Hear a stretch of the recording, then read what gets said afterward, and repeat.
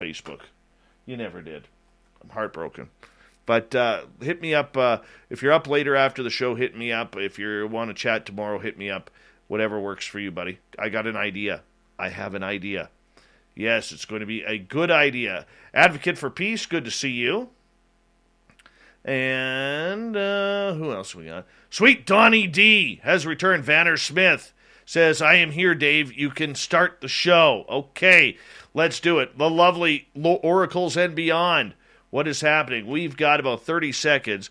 You should see Geraldine today. Look how beautiful she is. Look how beautiful.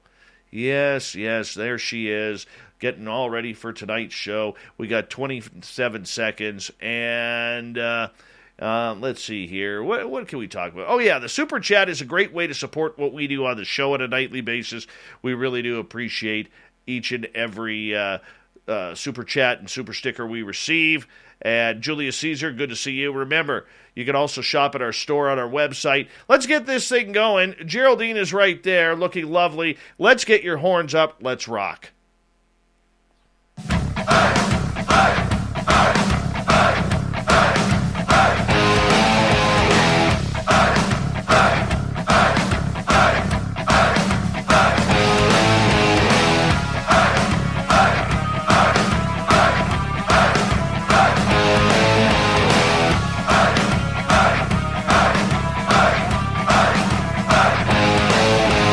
From the mountains of central British Columbia to you listening around the world, this, my friends, is Spaced Out Radio.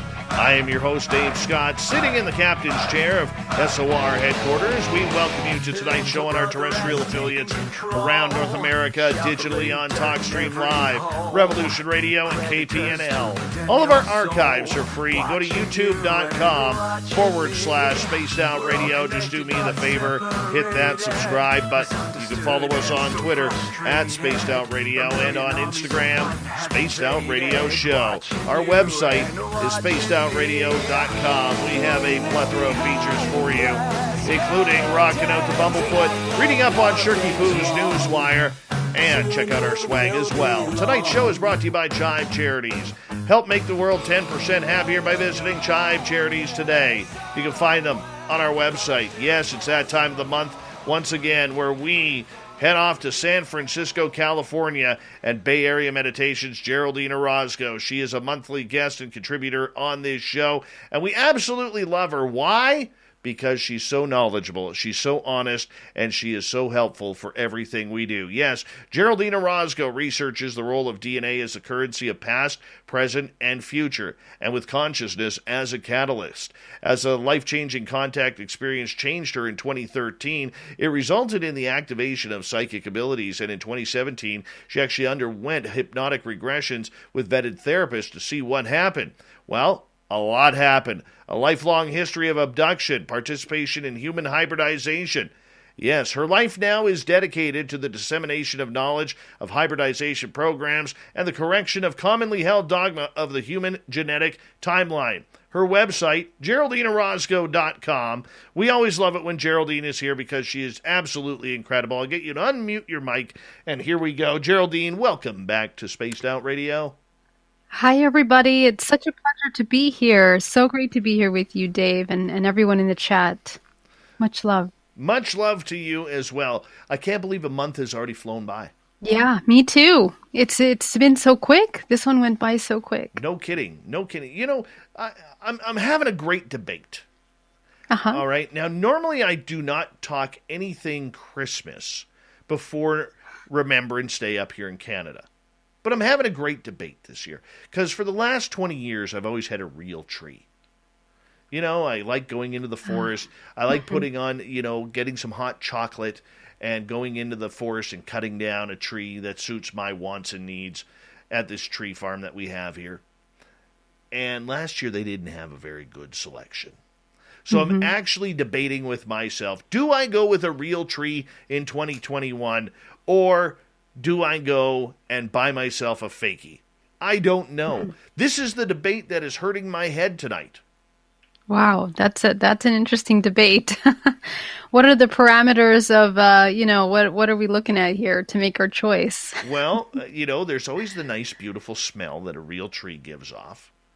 All right. There's always the beauty of it. The satisfaction that you went out in the forest and you found this beautiful tree that becomes a part of your family and your family history. It's part of the adventure rather than just going down into the closet or the storage room and grabbing a box that has a fake tree in it. You know what I'm saying? This is a big debate for me. Big debate. Are we considering sustainability and nature at all in there? Well, these trees are meant for Christmas. Yeah. Yeah. I have a lot of trees around my area. I know. It's so beautiful. So full of so many trees. I know. Wow. Wow. I don't know, Dave. I guess you have to see what's the thing for you. I stopped having trees many, many years ago. And honestly, it was a very hard choice because I love having the live trees in my house as well. You know what? I'm going to come bring you a Christmas tree. Do you have Do you have a Christmas tree? I'm going to fly down there and bring you a Christmas tree. Not before Remembrance Day. I think it's Veterans Day down there, correct? November 11th? I believe so, yes. Yeah, because up here it's called Remembrance Day. And I don't do anything Christmassy before then. That's yes. So okay. Well, if you bring me a tree, I will definitely put it up. Can't say no to that. What if I bring you a real tree? Maybe it has a squirrel in it or something. Great, even better. We'll foster the squirrel here. A little additional pet. Well, this is your second to last episode before the end of the year. Yeah. And because of you, our spiritual audience has grown, and I thank you for that. Another incredible run in 2021 here, and we'll talk more about that in next month. But for you, we always have new listeners coming on in. Do you think I always get you to kind of re-describe yourself, but I'm going to change that tonight. Do you think that you were chosen to do and take this path? Or do you think that you fell into this path of helping others? Not at all. I think that I think that my primary purpose is first to heal myself and then hopefully live as an example in that. But my last intention is to be any kind of guru or any kind of person that people are trying to follow. This is the thing. I would really like to change the idea, the concept of following things. People need to look inside. And if anything, I'm just serving as a reminder of people what they need to do to activate their own abilities.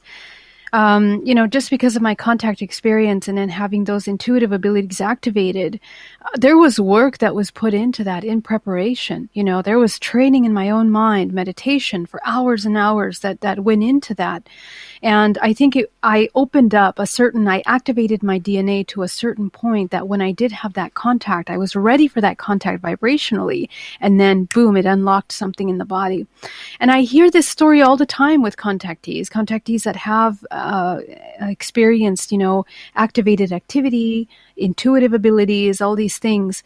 But all of this, we don't need to have an ET contact to have. It can be organically activated in the body. So this is the thing that none of this information is new. It is things that we have been knowing for centuries and centuries. All we're doing is remembering and just reminding people of all this stuff. That's it. Simple. Now, I will say this. Since your last show, I actually underwent one of your therapy sessions, and you almost knocked me out.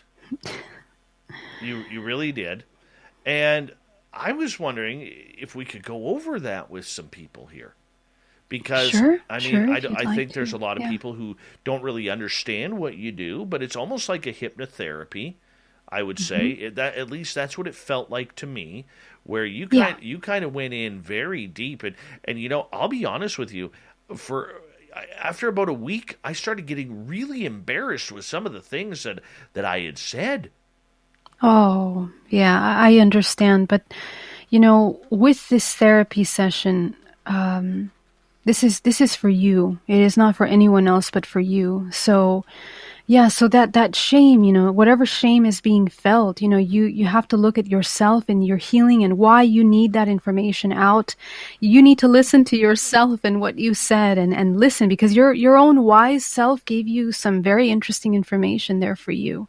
And it's the same with all my clients. So And this is what these sessions are about. They're about getting to the root of the programs that are limiting you from accessing your own greatness, your abundance, your expansion. So some of those topics can be things that we have been hiding from for a long time, things that are very tender and sensitive to us. And when we reach those points, it kind of opens up a whole wormhole of things that we were not trying to look at. But it's necessary. It's necessary to look at that, because if we don't, eventually we continue the patterns that are causing chaos in our life, you know?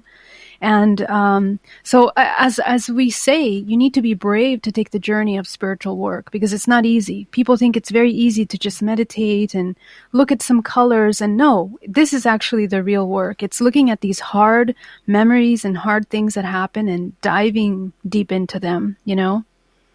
No, I can understand that, and I can totally appreciate that, you know, and it is very tough to try and, you know, open up, especially, you know, I'm not a guy who really opens up very much, you know, and for, you know, honestly, that's what embarrassed me, you know, is just the fact, not anything I said, because, you know, that's the truth. I just, oh, you know, this is Geraldine, and here you are, Dave, saying all this stuff, and now you're looking like an idiot, and, you know, I mean... Oh, no, not at all. To me, first of all, I don't remember what I do with clients in sessions, okay? I'm also going into a level with you, by the way. We are both entering into a certain state, and it's a container that's created. My job is to hold space for you. It's not for me to remember or digest things that occur to you or you talk about. This is for you. I'm just holding space and leading you through the little path that's necessary for you to get answers. And sometimes these sessions take several of them for us to get resolution from them, because they're very complex topics, as you saw. There's many layers to it, and it takes time, because we need time to integrate. We need time to kind of rebuild our foundation, because oftentimes we're kind of going in and deconstructing old belief systems. So we have to go back in there and support with a new way of thinking. And that sometimes can be, you know, difficult for us to do quickly, you know, just on the fly. It takes time. So I don't remember anything that I'm working. I actually don't absolutely remember anything that you and I discussed actually right now. I mean, I would really have to, you know, go into meditation and try to remember, because I'm seeing clients every day, and, you know, it's not for me to keep. If I keep things, I will get sick, probably, because that's energy. It's not just information. You know what I mean? Very true. Very true. You know what, the one thing I will say, and I would recommend any of our guests, you know, reaching out to you, I have felt more relaxed the last 4 weeks than I have in a long time.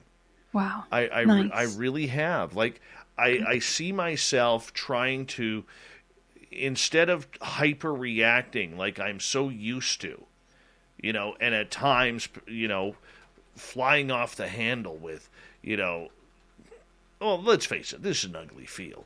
It's an ugly field. And I'm trying to take that step back now to try and relax and formulate a thought, process the information a little bit more, rather than going deep under, you know, and just going typical Dave, which is what I normally do, and that's what I rely upon. But now it's like, no, how can I take this? What can I find for an easier solution? You know? Beautiful. And I don't know whether that was the plan or not to come out, but that's what I got. That was definitely the plan and the hope. It's so that we treat ourselves with more compassion and more love. So if that is what you're doing in your own words, that's amazing. You know, that's incredible. Yes, I owe it to you. Geraldine Congratulations. Orozco.com. It's all you, my love. Thank you. Well, thank you for that. No, it's all you. It's all you. I'm just some Canadian guy with a fantastic beard, you know, and hair. But that's about it. That too, yes. You know, but I'm going to be honest with you. I was skeptical right at first about everything. What the damn hell just happened here? What? The gods are speaking, it seems. My daughter just threw a gnome at me. Oh, that's so cute. Yes, she threw a gnome at me. Just like, who does that? Who just opens the door and throws a gnome like it's a grenade? Who does that? It's the gnome of love, of family love. They remembered you. Yes, she's in trouble now. She's in total trouble now. But that's all right. I'll put it up there. And it fell. Oh, no. That's okay. I got it. We'll find a place for it. But anyways, just kind of, I forget where I was going with this now. I got totally distracted. I never had a gnome grenade thrown at me during the show. So, I mean, that's something new that I just learned. But, all right. Let's get right into it here. Like with the meditation and everything that we did on that date, and the fact that I left our session, and our session was almost 2 hours, and I left that, kind of feeling rejuvenated, feeling more forgiving, feeling more human again. Was that all built up like as a defense mechanism for me? Because I think we're all trying to be, defensive of what we believe in and what we say and what our avenues and guidelines are. Yeah, that's such a great question, and that's exactly what this is all about. This is the ego death that is so difficult for many people to experience. And for those of you that don't know the kind of work that I do, it's called DNA reprogramming. And what we're doing is we are following the emotions that we most feel throughout our day. It can be in a week, in a month, and we follow them back to the root to understand the programming that seeded that kind of response in our everyday life. And so what happens is that we begin to unpack memories, and we look at these memories and we begin to observe them from a higher perspective, meaning that we can see a broader perspective of what occurred, and understand that we're removing ourselves from this limiting perspective of what happened into a broader. And that is what helps healing, because we begin to understand ourselves, the role that we played, the role that other people participated in creating that experience. And sometimes the hardest part is that you realize that your entire life is a series of events that participated in creating an identity. And when we do this work, it's almost like that identity goes into question. The ego, the responses, the mechanisms of defense that we've created for ourselves in order to survive through our life, and we realize in a moment, hey, I don't need to be in constant survival all the time. I can change. I can be more compassionate, loving for myself, more kind to myself. And then you begin to change little by little the kind of responses that you have in life. And it's really the most creative and constructive thing to do for yourself. So this is kind of what the work is like. And it's really important. We all create these defense mechanisms. We don't even realize that we're doing them. Sometimes we have our concepts quite inverted, where we believe that the way that we are is loving, even as parents or as friends or as partners. We think we are God's gift to the world, and then it isn't until you begin to understand why you are giving this love. What's the exchange? What are you getting? What are you searching through these experiences, that you kind of begin to understand truth? And it's unpacking a lot of layers. So we're all doing these defense mechanisms. The moment that we come down to the neutral point, no longer having to embody, a defense mechanism, or the other side, victim role as well, which can also be a defense mechanism as well, we begin to kind of move out of that state and look at who the true self is, the observer, the one that's observing what's happening around. And that's actually the most powerful part of ourselves. That's the one that can choose what they want to create and experience. That's the one that almost brought me to tears with you, because I have always been a guy where I have always had to be on the defensive. I'm like a lot of people on this planet who feel that they've got a rough start to everything. I'm the guy where even if I'm not around, I'm the dude who gets blamed. I'm the dude who gets picked out of a crowd, to get sucker punched. I'm the dude who is the one who is just always the finger points at that. Yeah, it was him, or that just blame Dave for everything. That's in my everyday life. People here on the show don't really see that.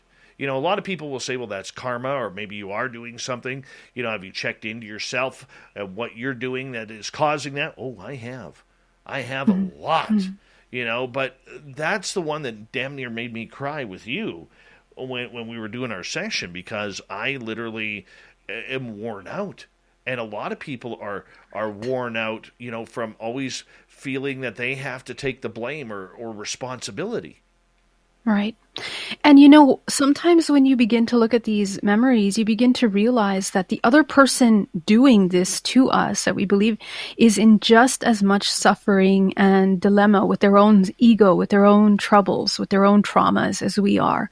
And that acknowledgement really helps us come into a place of surrender and of compassion for them and for ourselves. And this is where we kind of begin to move out from the ego, that is the identity of the self that's separate from all, into a unity consciousness.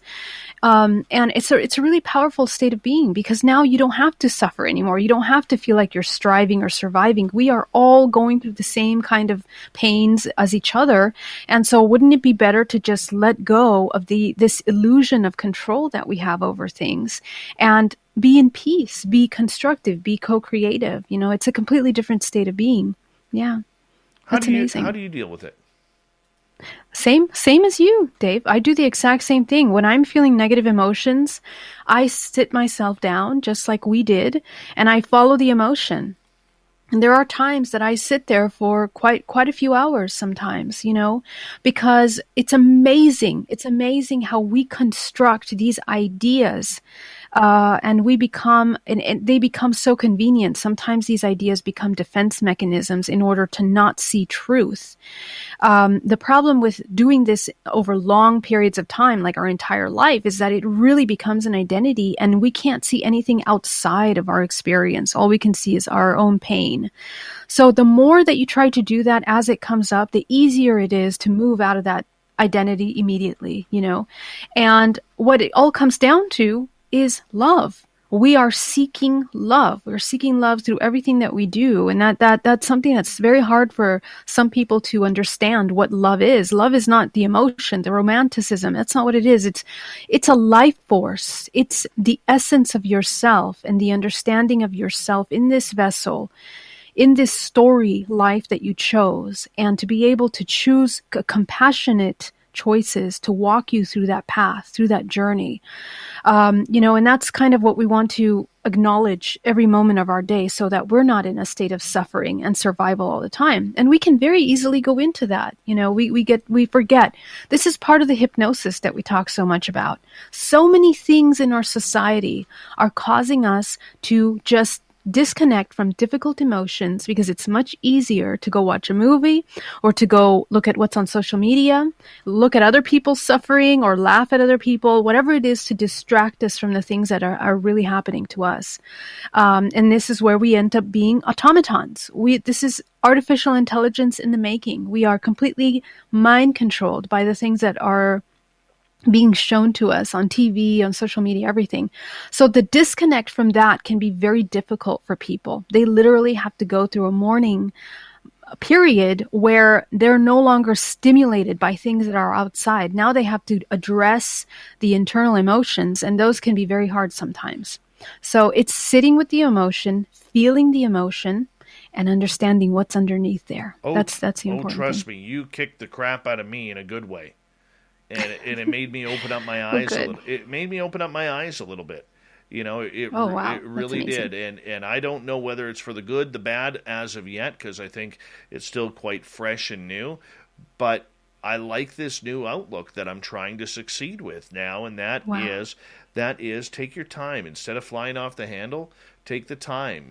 Don't always try and get your nose into things and all that. Normally we don't take questions until hour 2, but I think we're hitting some sensitivities with a couple members of our audience. So when we come back from the break here at the bottom of the hour with Geraldine Orozco on the Spiritual You, we will actually start taking some questions from our audience. If you're on Twitter, if you're in our YouTube chat tonight, on Facebook, you can hit us on up, and we will make sure that we get your questions to Geraldine Orozco. GeraldineOrozco.com is her website. Spiritual You happens at the beginning of each month here on Spaced Out Radio. And Geraldine always leads us in the right direction to our spiritual path. We'll be back with more Spaced Out Radio when we return on the Mighty SOR.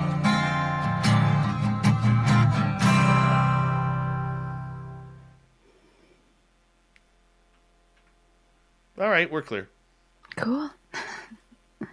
That was kind of cool. I didn't expect any questions already, but here we Wow, go. that's so great. Yeah. Let's see what they say. Is it necessary for past life regression or hypnotherapy? Don't answer it yet. We'll wait till we're back. Yeah, You can okay. study up on it, but don't answer it. No problem.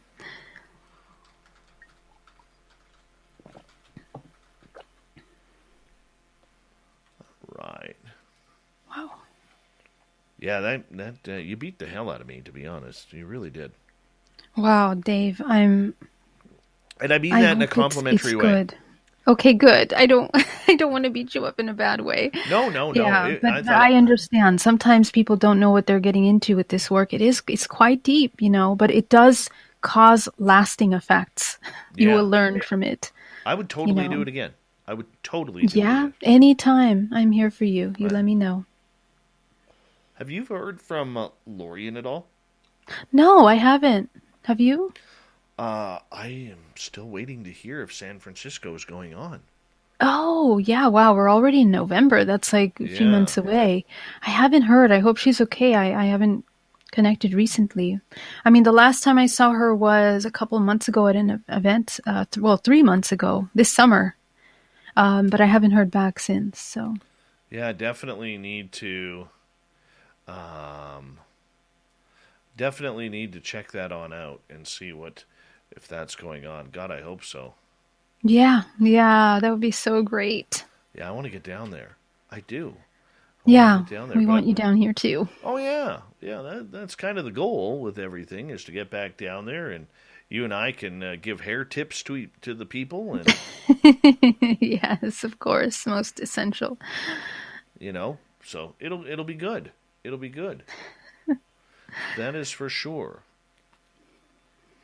That is for sure. I have to buy an elliptical.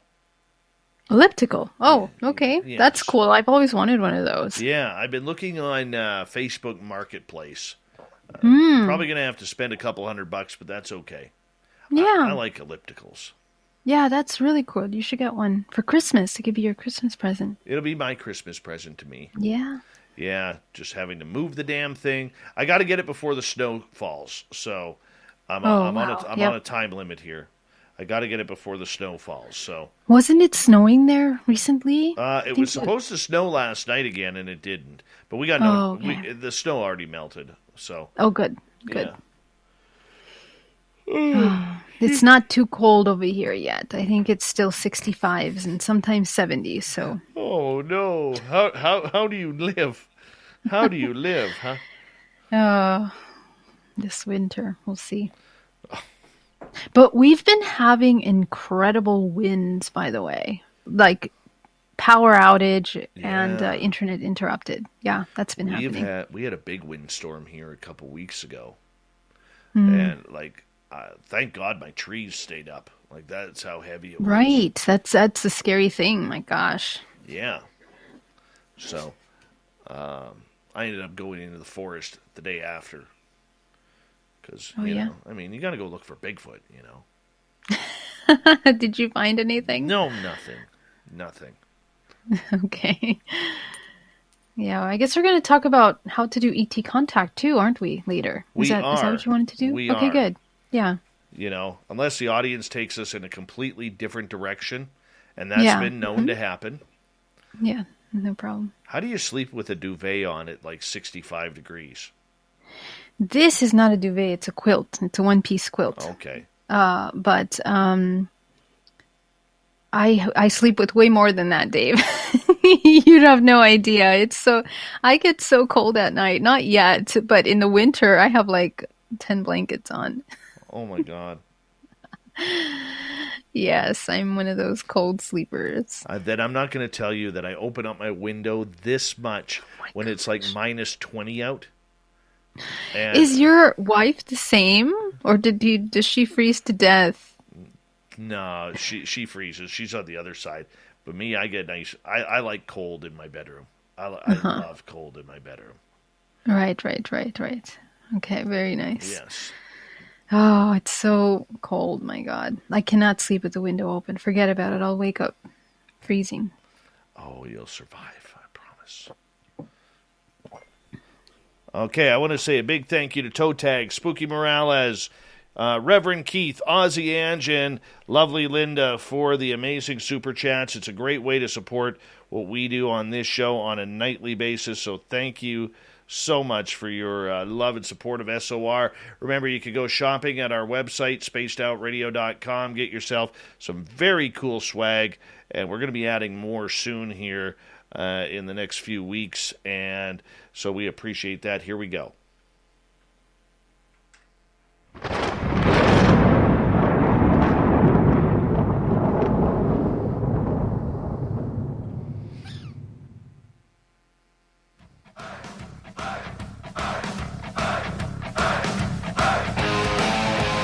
Second half hour of Spaced Out Radio is now underway. My name is Dave Scott. Thank you so much for taking the time to join us. We really do appreciate it. I want to remind you that if you've missed portions of this show or others, check out our free archives by going to youtube.com/Spaced Out Radio. Do me the favor, hit that subscribe button. Our website, spacedoutradio.com. We have a plethora of features for you, including rocking out to Bumblefoot and reading up on Shirky Poo's Newswire. Check out our swag as well. Follow us on Twitter at Spaced Out Radio and on Instagram, Spaced Out Radio Show. We continue on tonight with Geraldine Orozco's The Spiritual You. It happens at the beginning of each month where we bring in Geraldine to really reset our Zen, our Chi, and our ET contact. Her website, GeraldineOrozco.com. Geraldine, welcome back.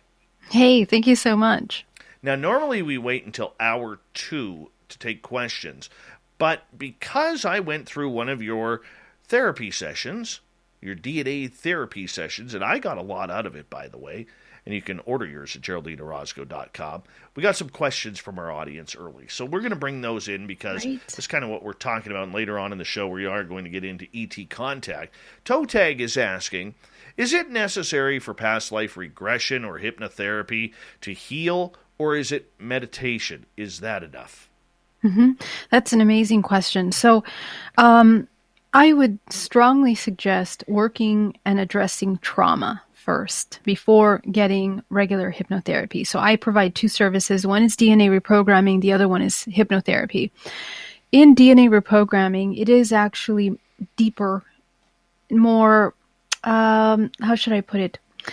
It is addressing the trauma and the deeper programs quicker. It's an hour and a half to 2 hours. And most of my clients usually get DNA reprogramming first, and then when they have processed the traumas that they're trying to work on, they will then get hypnotherapy. Why? Because a lot of times we have a lot of limiting beliefs, and a lot of those things start with self-doubt, trust, blockages to our intuition. So it's important to train ourselves in training in intuition, trust, and surrendering. And those are oftentimes the hardest things for people to do. But when they can do that, hypnotherapy is much more productive. They're able to surrender into the hypnotherapy and access information deep in the subconscious mind that is oftentimes at a higher level because you're already changing your frequency. In a DNA reprogramming, you're literally activating your DNA. You are turning on the markers for changing your genetic expression, okay?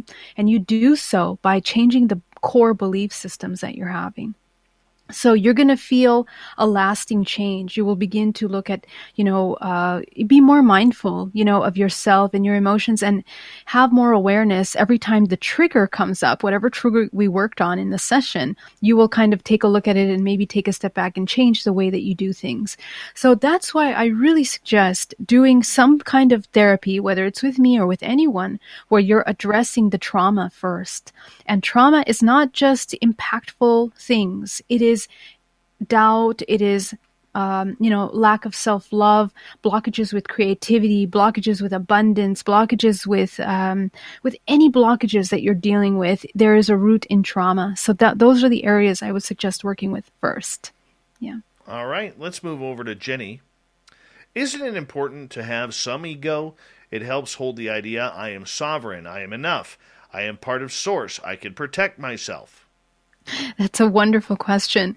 And it really goes down into the complexities of understanding what serves the highest self in the integration process of the physical body, right? Because we live in a physical three-dimensional plane. So obviously to navigate the plane, we need to have an understanding of what this physical vessel is.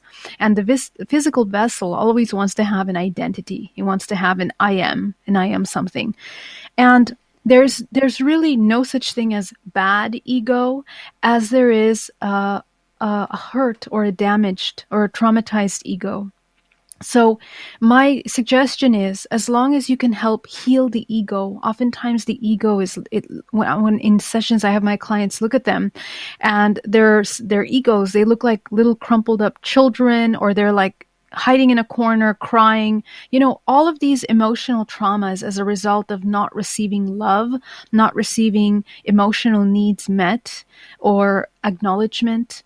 All of those things play a role in the way we see ourselves in the world. So if we address that ego, if we provide it with everything, if we educate ourselves what the ego needs to change from that state, your ego can become balanced. And the I am now changes in a more expansive perspective, like you're saying, right? I am sovereign. I am enough. What does it mean to be enough? Is the idea of being enough come from the belief that we are lacking something? So we have to really check ourselves. It's like fact checking our own mind and our own belief systems to understand what is the ultimate truth. Because we have to remember that because of programming, a lot of times our truth is deeply, deeply hidden underneath layers of programming beliefs. So all of that has to be deprogrammed to see who's at the core. And what you'll find is at the core, you'll notice that you're everything and nothing at the same time. It's a very interesting place to be, okay? And where you no longer need to separate you from the other because you're no longer a victim of the other or somehow having this imbalanced dynamic. So it's the 0 point. It's that point of singularity where that consciousness becomes aware of itself on such a profound level. So this is what we want to try to aim for, but there's nothing wrong with these ideas. We just need to see if they're true, okay? Even protection. Protection is one that comes up a lot, right? Because if you feel that you need protection, it means that potentially either you're not powerful enough or that there is always something that could cause harm. So, we need to take a look at that. Is that really true?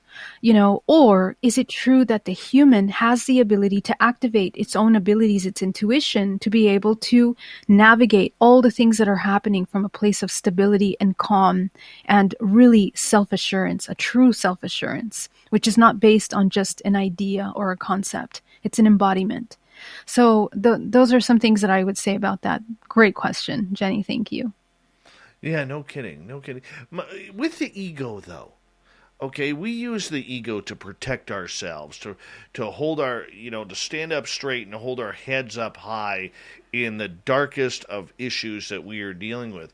Now, are you saying that we have to bring that ego down a bit to get to the root of the problem? So what it is just acknowledging all of the suffering that the ego has gone through in order to show it its own empowerment, its own self, its own sovereignty, in other words, its ability to govern itself in its own physical body. And the thing that is the hardest for most people is to reach a point where you're letting go of identities. Because the problem with identities is that you're stuck in a category, right? The identity is I'm strong, or I'm powerful, or I'm wise, or I'm whatever it is, right? You're stuck in that category. And so you're defining yourself. Any definition is a limitation, okay? And we are actually unlimited. We are infinite consciousness. And we can thrive and have a healthier and more abundant life when we begin to live in a more abundant way of thinking, like we're infinite. Okay. We also begin to move out of the idea of separation, myself and the other, and start seeing ourselves as myself and all, as one, as opposed to separate. So this is actually a more compassionate way. And for those that have seen these other realms, you really begin to see that it is potentially a truth. We are literally organism within organism within organism that is co-creating. We are interdependent. We're not separate from anything. So this is very difficult because we're in a world where everything has been compartmentalized in such a profound way. That it's hard to move into this unity consciousness. And I think that's what we're coming into right now collectively. This is the time to break all of those barriers and ideas as compassionately as possible. How do we do that? If you look all around us, Geraldine, people are scared, people are frantic. The social media has turned into an absolute nightmare for a lot of people because you can't give your opinion without absolutely getting ridiculed or raked over the coals. I mean, work is harder, food is more. Believe it or not, I went to the grocery store just the other day on Sunday. I wanted to buy a roast. It was $46 for a roast. $46. Now the roast, it was a good heavy, cut of roast. Okay, but nonetheless, I've never paid that. $20, sure. 25, maybe. 26, okay. Now you're pushing it. But $46, there was one there for $53, and people, they're trying to eat healthy, they're trying to eat, cleaner, they're trying to be better, and they just keep getting, punched in the face, the gut, the wallet, wherever it may be. And this is a lot of people right now, and I think this is why we're starting to see more people leave social media than ever before. I think life is hard right now for a lot of people, because of COVID, because of I think it's more because of the people right now than it is That's COVID. a good observation. That's a great observation. And you know why, Dave? Let me tell you. Actually, when you really look and do your research at what's happening in the world around you, okay? First of all of these systems that are providing our food, how they come into the leading places that they're in to govern food, how that production came into play, who's manipulating and who's doing the monopoly at the head of all of these food chains, for example, who's managing the prices, okay? Something interesting is occurring in our reality. It's this idea, it's like a phenomena that we are fed a lot of negativity from many different directions, and the primary source of that negativity is the internet. It is this media, this intelligence that is feeding into the collective an idea that we are completely helpless, that we are not sovereign, that we are completely dependable, that we are having to strive and be in a constant state of survival at all times. So this is where in my awakening, I had to really take a look at that, because I was so angry with everything. I was like, you punks, how can you do this to us, to the point where we are victimized in our reality and we feel that everything in life is survival. There's no joy, there's no family, all of this is kind of a lie. So when you start deconstructing those things, you begin to realize that we are being fed a lot of this. And when you step outside of those things, we can actually create a family nucleus that is safe, that is in harmony, without being fed, without feeding into those belief systems that are being manufactured for the purpose of putting people in a state of survival. This is something that we need to break in our minds. This is not reality. There is enough food on this earth to feed every living being. The problem is that there are certain organizations that are organized in order to funnel neck everything, right, into certain little areas of wealth and strategically manipulate and control where these things are going. And that is wrong. That's wrong. That has to change. It has to end. But we, the consumer, have to say that that's wrong with our dollar. We have to say that it's wrong with where we put our energy, our time, and our effort. And that's why the more we pull away from these things that are toxic, like the news, the 6 o'clock news, we can begin to kind of take back our energy. because everything is energy. We need to remember. And a lot of our energy ends up going into survival, into feeling helpless, into being victimized by these things that are actually not really true until we understand what's happening. So it also has to go with a change of life, right? And I think this is something that we're all kind of realizing now. Being dependent on these systems that are providing us food is no longer sustainable because their interest is not in our well-being. It's not in our health. It's not in nutrition. It's all about money. So you can't expect to be well fed in a society with this kind of thinking. This is wrong, you know? So it has to change a little bit. Either we need to grow our own food or we need to start collaborating with one another organically, disconnecting, even with local farms, you know, connecting to the source. You know, let's purchase from organic local farms that can provide us healthy food. It's a completely different thing, you know, so these changes have to happen hopefully sooner than later. Well, let's see how it goes because, I mean, there's a lot going on in this world right now, and, you know, it's not fun. It's not fun. Okay, Dirt Road is asking, is this DNA programming similar to EMDR therapy?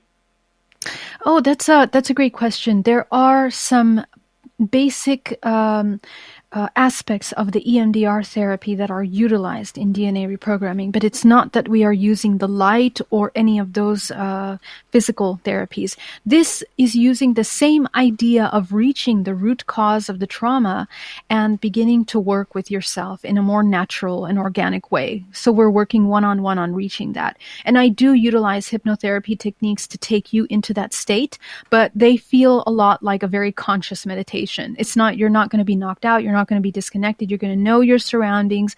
You're just going to be very deep into your thought, and it's going to be a focused connection to that. So that's more what it's like. All right. Rex is asking, how would you advise people that feel that they are perhaps experiencing mental abductions? Oh, that's an interesting question.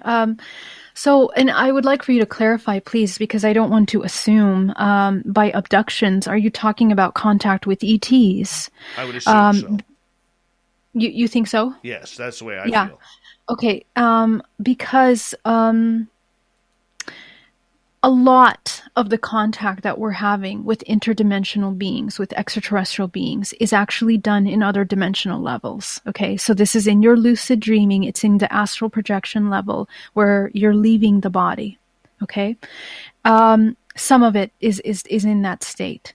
So what happens is that when we are in those levels, we are actually living all kinds of different lives in the astral plane. We are tuning into fragments of our own self that are available to us. So there is a fragment of yourself that has an agreement to experience this connection with this ET race, whatever it is, and we are dealing on those levels. My suggestion is to get clear on the contractual agreement that is made with these beings, and if you no longer want to participate in that, change that, end that, and you do so by changing the vibrational frequency. It's very important. The awareness and the presence that you have in your everyday life, if you practice that daily, will bleed into your dream time, and you will begin to wake up and have lucid dreams. You begin to wake up and have more conscious astral projections, and it'll help you navigate and have more control or ability to choose through free will what you're experiencing on that level. Okay, so this is the thing, and some of these, I'm thinking for a minute, because you used the word abduction, that maybe it's an unfavorable experience, but you can also be experiencing a wonderful high vibrational experience there as well, and that's great. It's always important, I think, in my mind, to just understand what your relationship is with these beings. What's your participation? What are you doing? What's the exchange? Just to always know, you know, and that's what I would say. Perfect. Geraldine Orozco and the Spiritual You. We got 5 minutes left before we got to go to break. At the top of the hour, Kathari is asking, how are you differentiating between the ego from the I am? Mm-hmm. Well, I'm not sure what your school of thought is in the definition of I am. I'm assuming there's a very specific way that you take the I am. But the I am is the identity of the self, seeing yourself. And the way I understand the I am is that you're understanding yourself already at that 0 point, that you are yourself and all things around you, right? Because the I am, usually those mantras are talking, I am unconditional love, I am the self, I am the universe, I am this, I am that I am. All of those words are very powerful intonations and recognitions of the higher self being integrated into the physical. And that's what that mantra is for. It's for the recognition of yourself on all these dimensional planes and integrating them into the physical. So the ego is something different. It's just a one-sided perspective of an identity. And that's where it would be different. So, yeah. All right, follow up from Cathari. So if our galaxy is a spiritual or physical organism, and our local solar system is as well, are we mere cells within these larger entities, cells destined to be co-creators with the gods? Yes, beautiful question, Cathari, because this is very much how I tend to see things, just based on what I have seen, experienced, and what many, many people are discovering through their internal inquiry, is that we are literally like an organism within an organism within an organism infinitely. And this is kind of like the design of that pie, the fractals that are self-similar designs and expressions of each other, right? So we are that. So within the entire body, whatever is happening in our body individually is actually a reflection of what's happening in the collective. What's happening in the human race is a reflection of what's happening in the galactic space, right? And infinitely going into the higher levels. So it's really important to understand that we are not just the physical body, and that our choices, primarily the emotional choices, because that's vibrational expression, is actually the one that's inputting into the system of co-creation at large. So, it's important to remember that. Okay.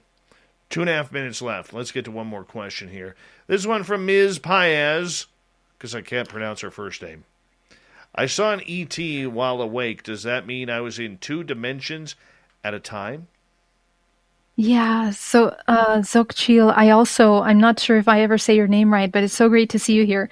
I saw an ET while awake. Does that mean I was in 2 dimensions? Yes, it does mean that. And it's not that it's separate. We are constantly moving in and out of dimensions. So it means that you raised your vibrational frequency to a certain level where you were able to see that through the veil, right? Through this idea of a veil. So yeah, that's amazing that you're having conscious experience. That means that you're training your intuition, you're activating your DNA to be able to see things beyond just the physical limitation of things. That's amazing. Really? I would have never expected that. Yeah, when we see things in the physical, especially these kinds of beings, because you have to remember that these are beings that are coming from other dimensions, right? And so when we begin to see them in the physical, either we have raised our vibrational frequency to a level that we become to see this is actually what happened to me, and it happens to a lot of contactees, that through my meditation work I activated something that I had a completely conscious experience in the physical, with physical side effects as a result. So there is a shift in vibrational frequency, and oftentimes when you're done interacting with them, you have raised or activated more parts of yourself as well, because there's a transference there that is occurring. Okay. I think I get that. But so in other words, this ET is physical to a certain extent. It looks physical from our human experience, from our physical body, but in reality it's in another dimension, and it's basically, in a sense, merging with our 3-dimensional plane. But the thing is that we're surrounded by things all the time. We are surrounded by detached souls, entities, beings, other beings from other realms. And it's up to us whether we activate our intuition to be able to tune in to that. It's like a frequency, like a radio. When you go to the right radio station, you can hear things, you can see things. This is what that's like. Right. So this is Yeah, so this is what's happening here, is that you are literally tuning in with your vibrational frequency in order to experience something. That's why raising the vibration is important. And this is what all CE5s and all kinds of people that are promoting contact, they always say, you need to raise your vibrational frequency. You need to come into this either state of love and call it forth. Well, let's raise our vibration through the commercial break here. Geraldine Orozco and the Spiritual You. We're going to shift gears to ET Contact. When we return on the Spiritual You with Geraldine Orozco, GeraldineOrozco.com is her website. So make sure you check it on out. We'll be back right after this on the Mighty SOR.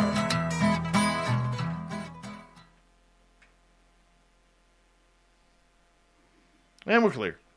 Great. I'm going to be right back. Mm-hmm. Xochitl. Is that it? Xochitl Paez? Do I have it right? Please let me know. Xochitl. I like that. There needs to be more X's in our names.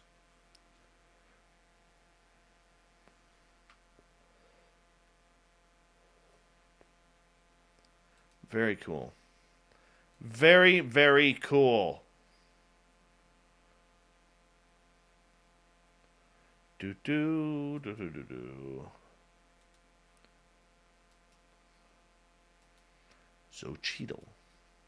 Got it. Got it. Mm-hmm. Sounds wonderful. Sounds wonderful. Let's go like that. And let's go like this. Thanks, Cathari. Bee's Nest, how are you? Kaiju, welcome. Akryong, how are you?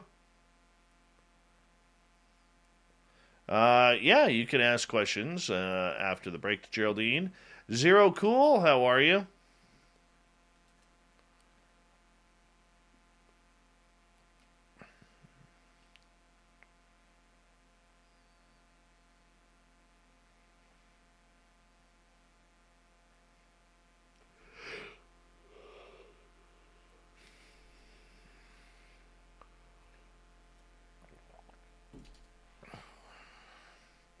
I have had 3 apples today, and I'll have an apple after the show. That's my post-show go-to right there.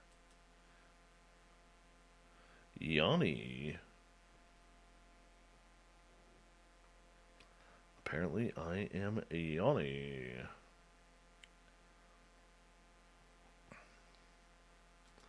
All right.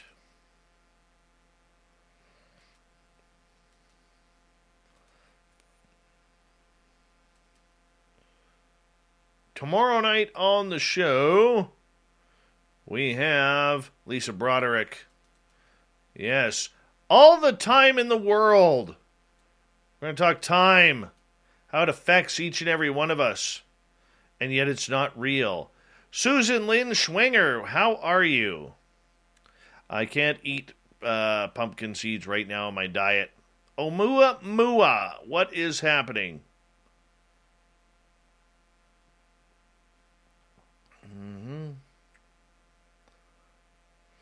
I hate pumpkin seeds. Anything to do with pumpkins.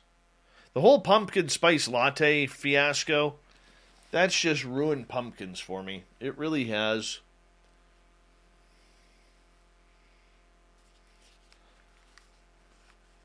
Well, of course. I mean, I don't know what... Yeah, Zero Cool, I could go off on that.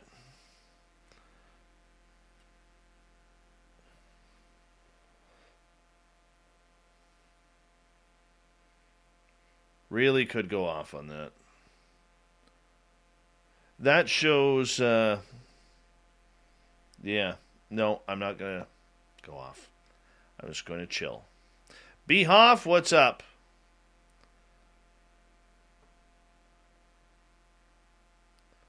Oh, yeah. Cathari, you start serving, man.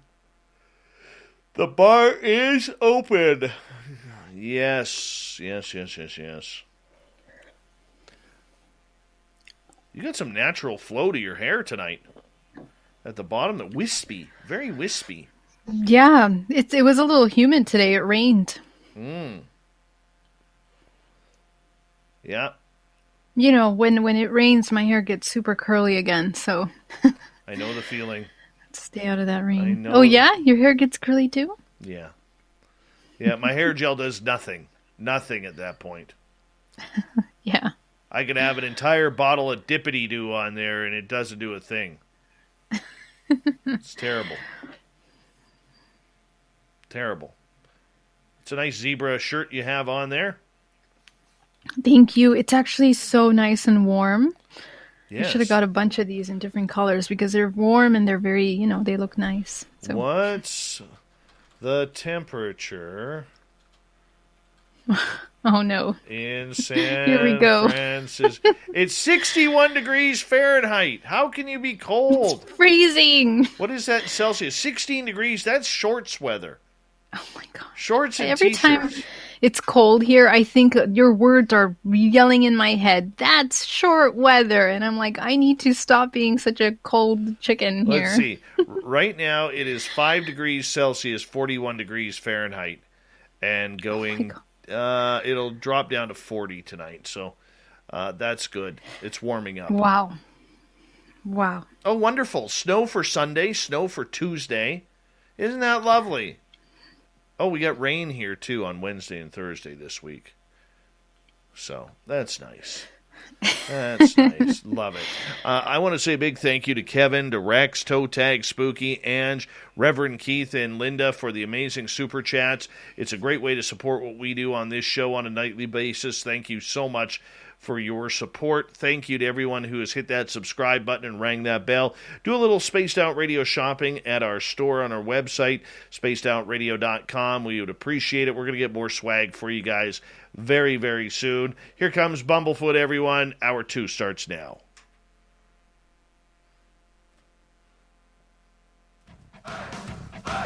You're listening to Spaced Out Radio with Dave Scott. Follow Dave on Twitter at Spaced Out Radio and on Facebook, Spaced Out Radio Show. Hour number 2 of Spaced Out Radio is underway. My name is Dave Scott. Thank you so much for taking the time to join us. We really do appreciate earning your listening ears wherever you are on this beautiful planet we call Earth. Want to say hello to everyone listening in on our terrestrial affiliates around North America, digitally on TalkStream Live, Revolution Radio, and KPNL. All of our archives are free. Go to youtube.com/Spaced Out Radio. Just do old Davey the favor. Hit that subscribe button. The Desert Clam has set the password for tonight in the SOR Space Travelers Club. Yanni. Yanni is your password. Use it wisely, Space Travelers, as the Clam sets the password each and every night right here on Spaced Out Radio. Our website is spacedoutradio.com. We have a plethora of features for you, including Rockin' Out to Bumblefoot, reading up on Shirky Poo's Newswire. Check out our swag as well. Follow us on Twitter at Spaced Out Radio and on Instagram, Spaced Out Radio Show. Geraldine Orozco from GeraldineOrozco.com and Bay Area Meditation in San Francisco, California, joins us near the beginning of each month for the Spiritual You, where we get a good awakening into our Zen, our Chi, and all the aliens in between. And she is one of the best out there when it comes to these subjects. Geraldine, welcome back. Hey, thank you so much. Oh, you're very welcome. You're very welcome. So, you know what the one thing I love about you? What's that? I don't even know the answer to this, but I'm going to guess it right off the bat. You do not drink pumpkin spice lattes. No, I don't. Not at all. Thank you. You know, I'm going to be honest with you. I'm getting sick and tired of drinking water. Oh, no. But, Dave, there is other things you can drink, right?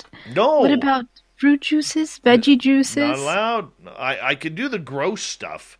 Okay. Oh, come on. Yeah. You just have to have the right recipe. Yeah, no, there's some pretty grotesque stuff that I could drink here.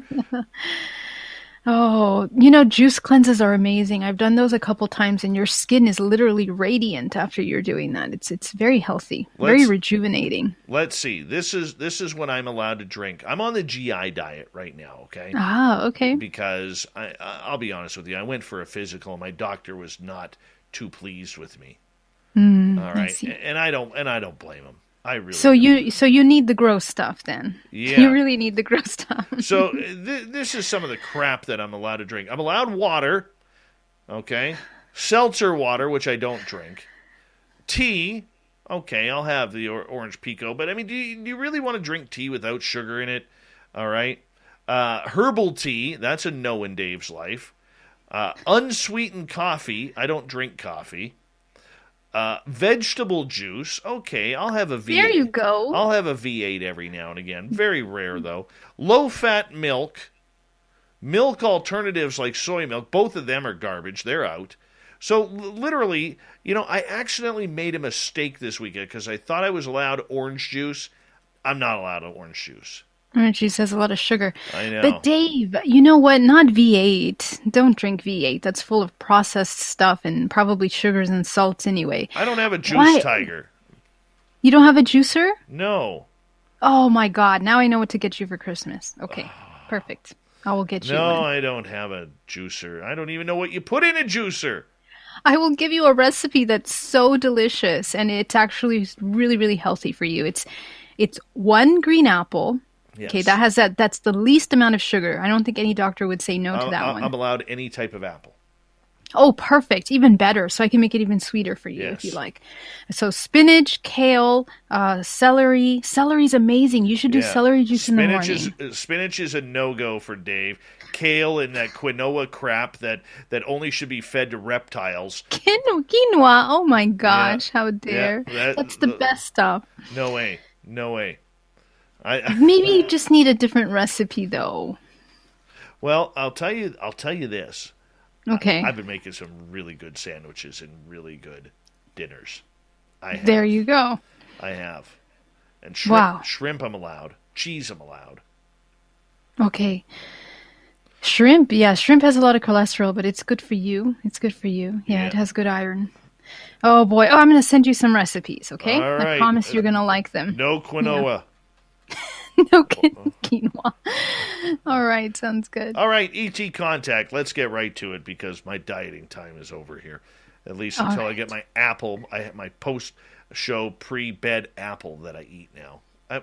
Very nice. I am actually enjoying that, by the way. That's beautiful. Very much enjoying that. All right. ET contact. There's a lot of people crave it. There's a lot of people who want it. There's a lot of people who want to experience it. They don't care if it's good, bad, indifferent. They just want to know that it is real. Yet for many people out there, Geraldine, this is either a nightmare or a blessing, or a combination of both. Do you recommend people who've never had ET contact to try and strive for it? That is an interesting question. I would never recommend pro or against anything like this. I think that people need to choose for themselves what they want to experience. But I will say that the sooner you accept and you become comfortable in whatever area it is with the unknown, with the non-physical, the easier your life journey will be. Because eventually, right, we have to experience the non-physical, and it is happening around us. And the thing is that we're evolving collectively to a point where, as you can see, this topic is coming more into mainstream, but we're also talking about artificial intelligence. We're also talking about technology that is coming to a very advanced level, and an intelligence that is being formulated and created by our human input to create artificial intelligence. This is a very incredibly advanced technology that we need to understand, because the next step from there is the point where this artificial intelligence comes into the point of consciousness. And everyone in the tech industry is already talking about that as a possibility. And they are afraid of that. That is a fear, the very real thing that people are afraid of. So ourselves, we become more like a robot, more like an automaton when we forego our ability to choose consciously our experiences. And this is where we need to understand that first understanding our intuition, and then having the ability to tune in with the non-physical realm is something that will help us evolve and progress spiritually, mentally, emotionally, and physically, many different ways. It affects our life in different ways. So I think that whether you're trying to get in contact with ETs or your angels or your higher self, whatever it is that you're connecting with, all of those things are fragments of yourself. And your core beliefs are going to influence what you're going to experience. Again, we were talking about high vibration. You raise your vibration and you will connect with some of these entities. So, yeah, I'll leave it there.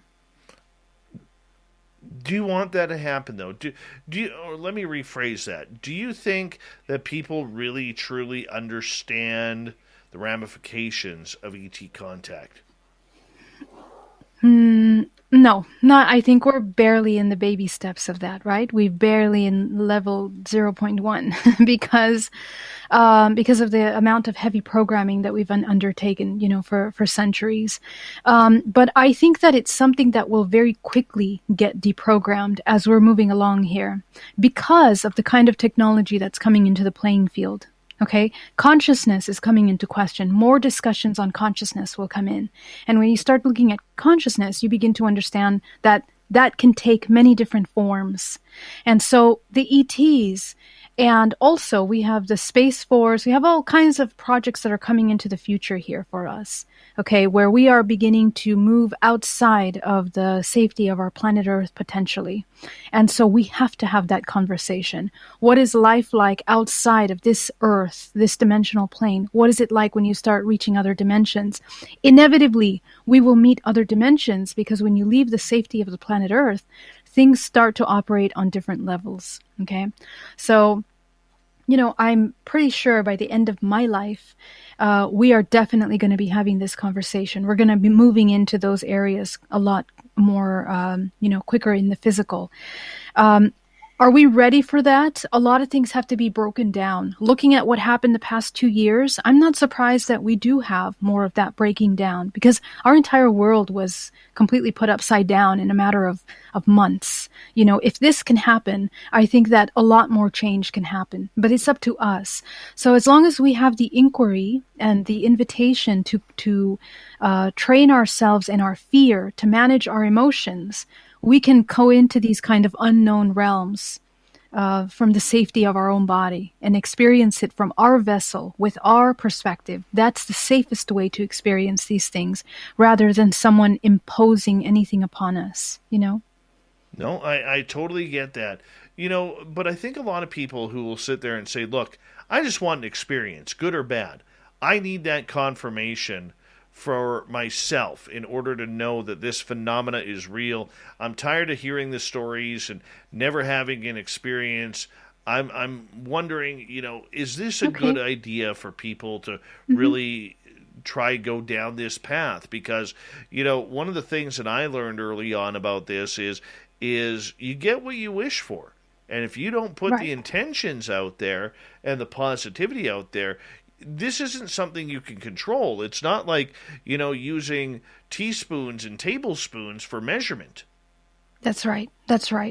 And this is where we start getting into the very deeper conversations of what it means to interact with yourself.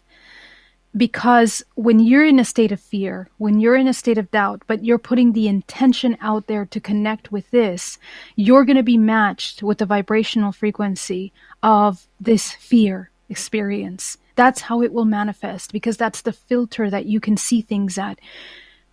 We can only see things to the level that we can perceive and understand things. So that's a problem, of course. And this is why the invitation is that you raise your vibration to the highest level possible. Bring yourself into a state of love.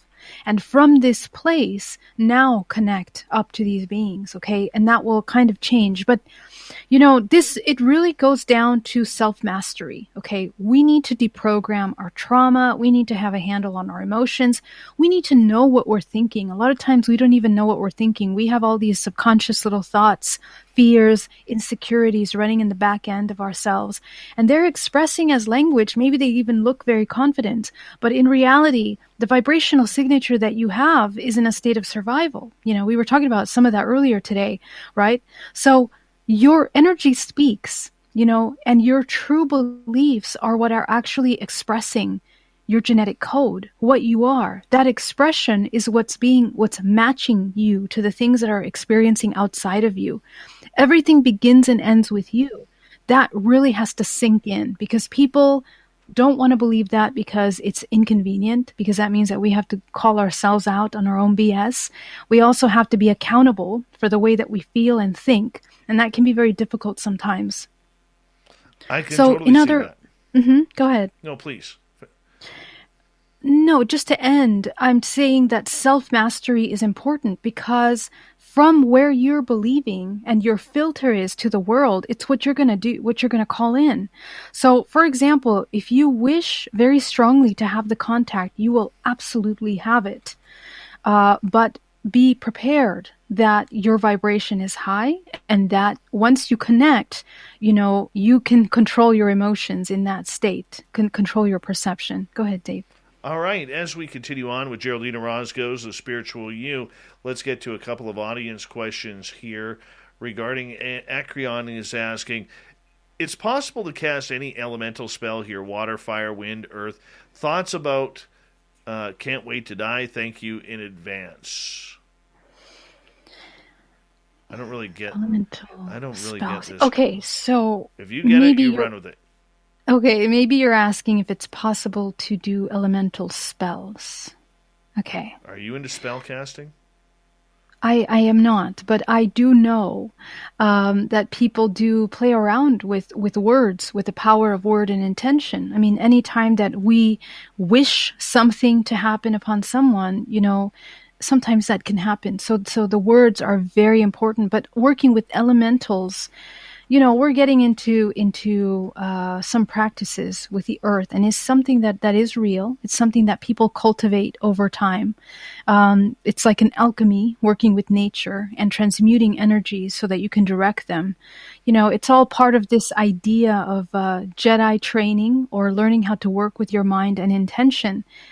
But the only thing I'm going to say about this, because I'm not terribly clear on what you're saying, is that remember that anytime that we put something out, it's going to come back. Always. It comes back. And there is definitely a karmic enlacement. For example, in South America, a lot of witchcraft and doing these kinds of works are very, very prominent. But if you look at the countries that are doing this, their energy is really, really black, gooey substance. It's like really rooted in an inversion of natural laws. So we need to be mindful of that. You don't want to contribute to this. That's all I'll say about that.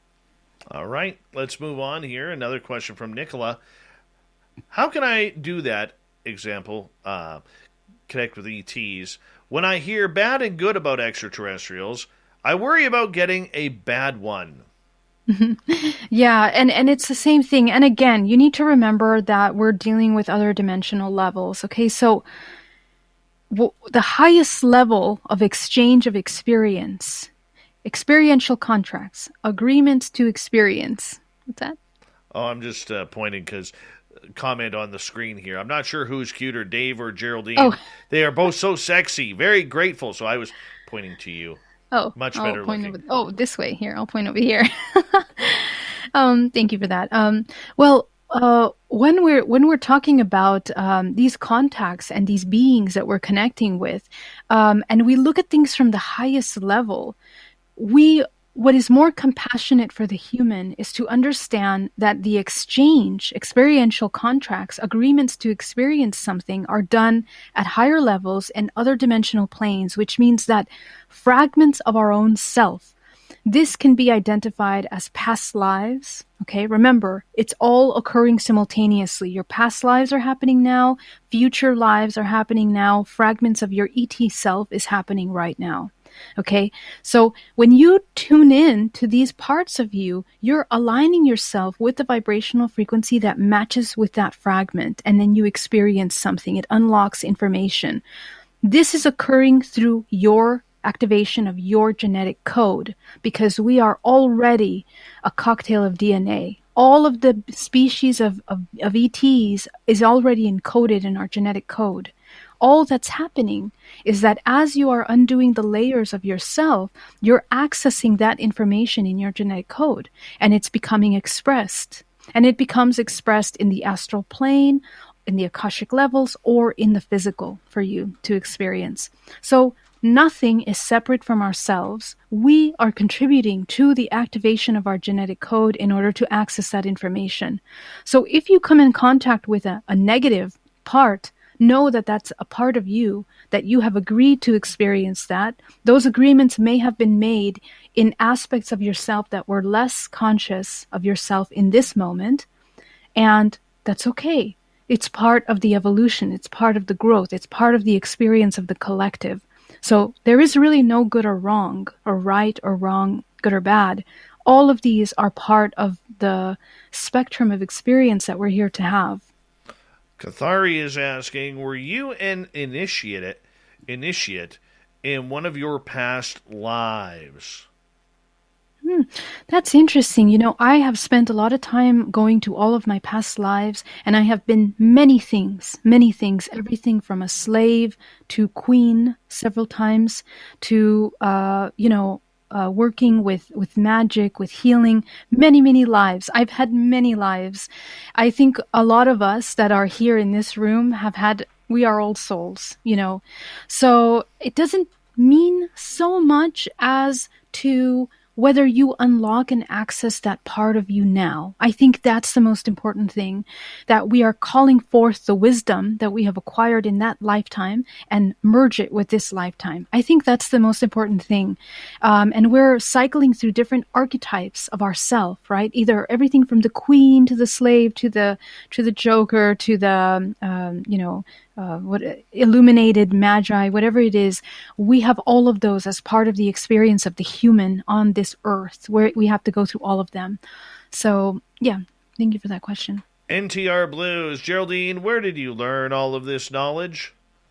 So a lot of the things that I'm talking from you are from personal experience, and once my abilities were activated in 2013, there were several years that I was working in meditation and finding answers for myself. I have to say that I never found the answers to my questions in books. I always found my questions in the subconscious mind through meditation. And I think the reason why that worked is because I stayed away from television, I stayed away from social media for many years. Only recently, over the past, since 2017, am I on social media. And it is very disturbing. It just disconnects you, to your pure connection. But when you connect with your higher self, you have the ability of channeling your information. You access the Akashic records, and that's where you have infinite access to all kinds of things. That's where I learned about the Anunnakis, to the origin of life, to the seeding of life on this planet, to the bloodlines that developed on the earth. This is how I have all this information. Yeah, this is how I got it. Very cool, Geraldine. We got 2 minutes left before we got to go to break at the bottom of the hour. For you, as we talk ET contact, there's a lot of science, there's a lot of protocol that seems to go along with this. It isn't as easy as just, looking up in the sky and saying, hey, you gray little bastards, get down here and come pick me up. How do you start to make contact in your realm? Okay, so the question that I would invite you to ask is, why do I want the contact first? And your answer hopefully will not be the ego, where it says, I want to have acknowledgement that I'm capable of having that contact, or that I am going to make myself famous because of this contact, or something. That some people have these ideas, that once they make contact, they can have an identity, they will be special. This is not what that's about. To me, it's actually something very, I don't want to use the word sacred, but it's divine. It's part of the experience of the divine human. And the intention should be, first, let me connect to the higher self and activate the intuition. And from that point, from a place of love and unity, exploring beyond yourself. This is where you want to go, because when you begin to explore and question consciousness, question truth, those are great questions to start. What's truth? Is it true that we're the only ones in the universe? Is it true? Ask these questions. Go dive deep within. And when you access that point where you are just waiting for the answer will come to you. This is what happened to me, and it happens to a lot of people, that they are seeking truth, and then all of a sudden they have this contact, and it's like shattering all of your belief systems, right? Because now everything that you have worked to create regarding our Earth program has to be completely wiped out. So it can be very difficult for people to go through that process. So prepare yourself, to lose all of what you believe to be true, because this will definitely rearrange those beliefs for you. Geraldine Orozco continues with us here on Spaced Out Radio tonight. GeraldineOrozco.com, The Spiritual You, returns on the mighty SOR right after this break. Stay tuned.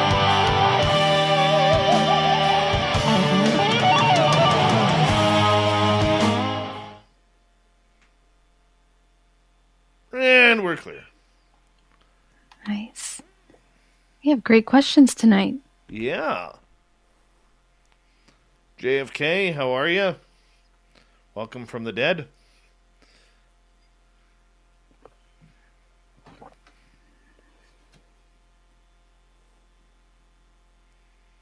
Let's see here.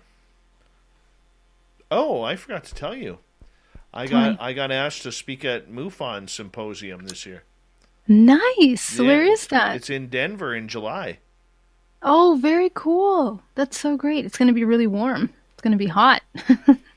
Yeah, well, at least I'll be able to breathe there, because I'm used to that up here. Because I know they're a mile high up. We're 3/4 of a mile up. So I don't think it'll be. It won't be so bad. Won't be so bad. Yeah. Wow, that's so nice. MUFON. Yeah. Who else is speaking there? Do you know? I have no idea. No idea yet. Very cool. No idea. Maybe I'll go and watch you speak. Wave that the will flag. Be very fun. Wave the flag. Yeah. Yes, in July we will be having an SOR gathering. Oh, there you go. That's so fun. That is after the Vegas party. After the Vegas party. Yes. Oh, a lot's happening in July. Okay. Yeah, after. Nice. Yeah, I'm actually looking forward to it. Okay. Let me know so I can start making arrangements. That'll be fun. It's July 8th through 10. Hopefully. Okay. Now I've actually given myself a goal now where I'm going to finish my book before that.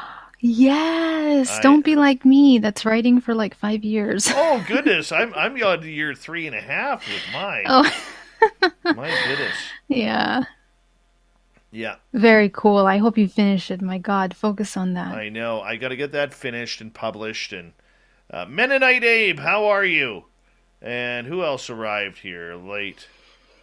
Thin Lizzie's in Colorado. The gorgeous Carol.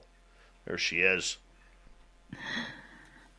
Yeah. So it's actually going to be a good topic for me because it's UFOs in the media.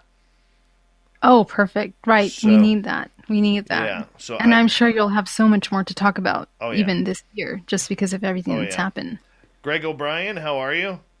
Formerly known as JFK. Let's see here. Please, guys, do me a favor. Put your questions in capital letters. It is so much easier for me to find them.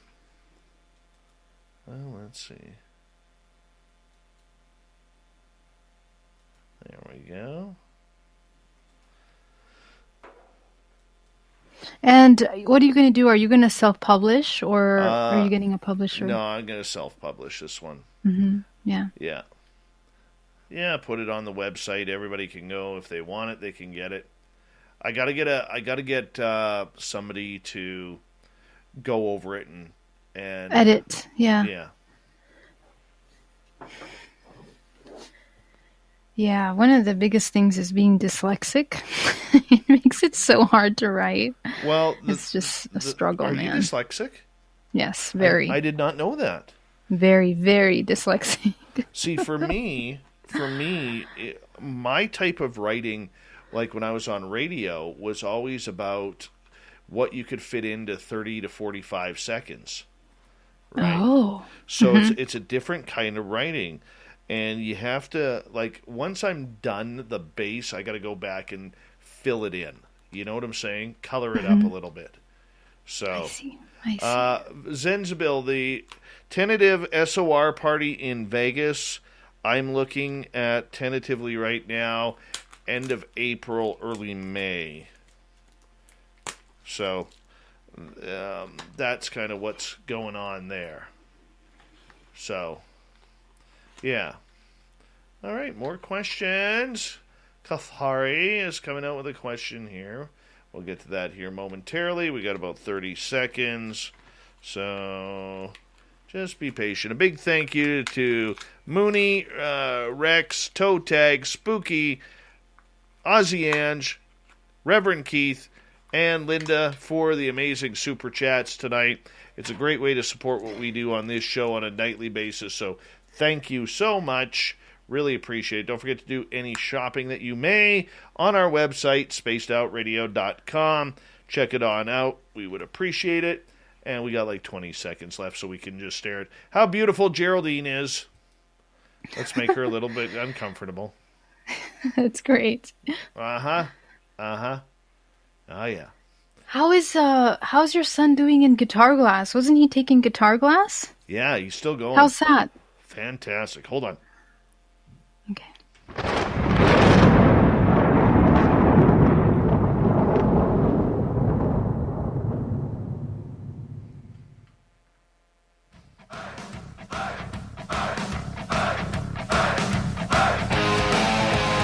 We pass the halfway point of Spaced Out Radio tonight.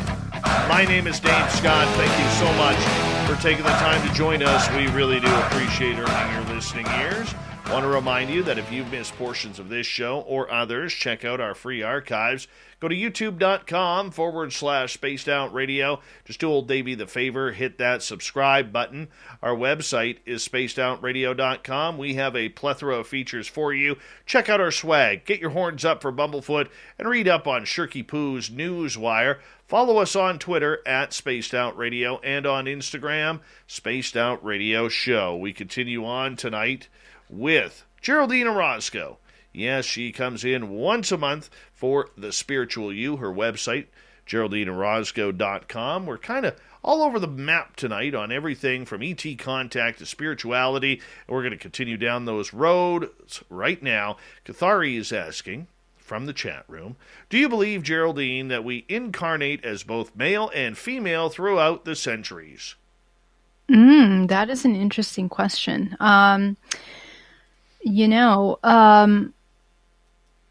Through history, I think when you look at the original texts of the humans, there was a lot of expressions that were both male and female within one body, you know.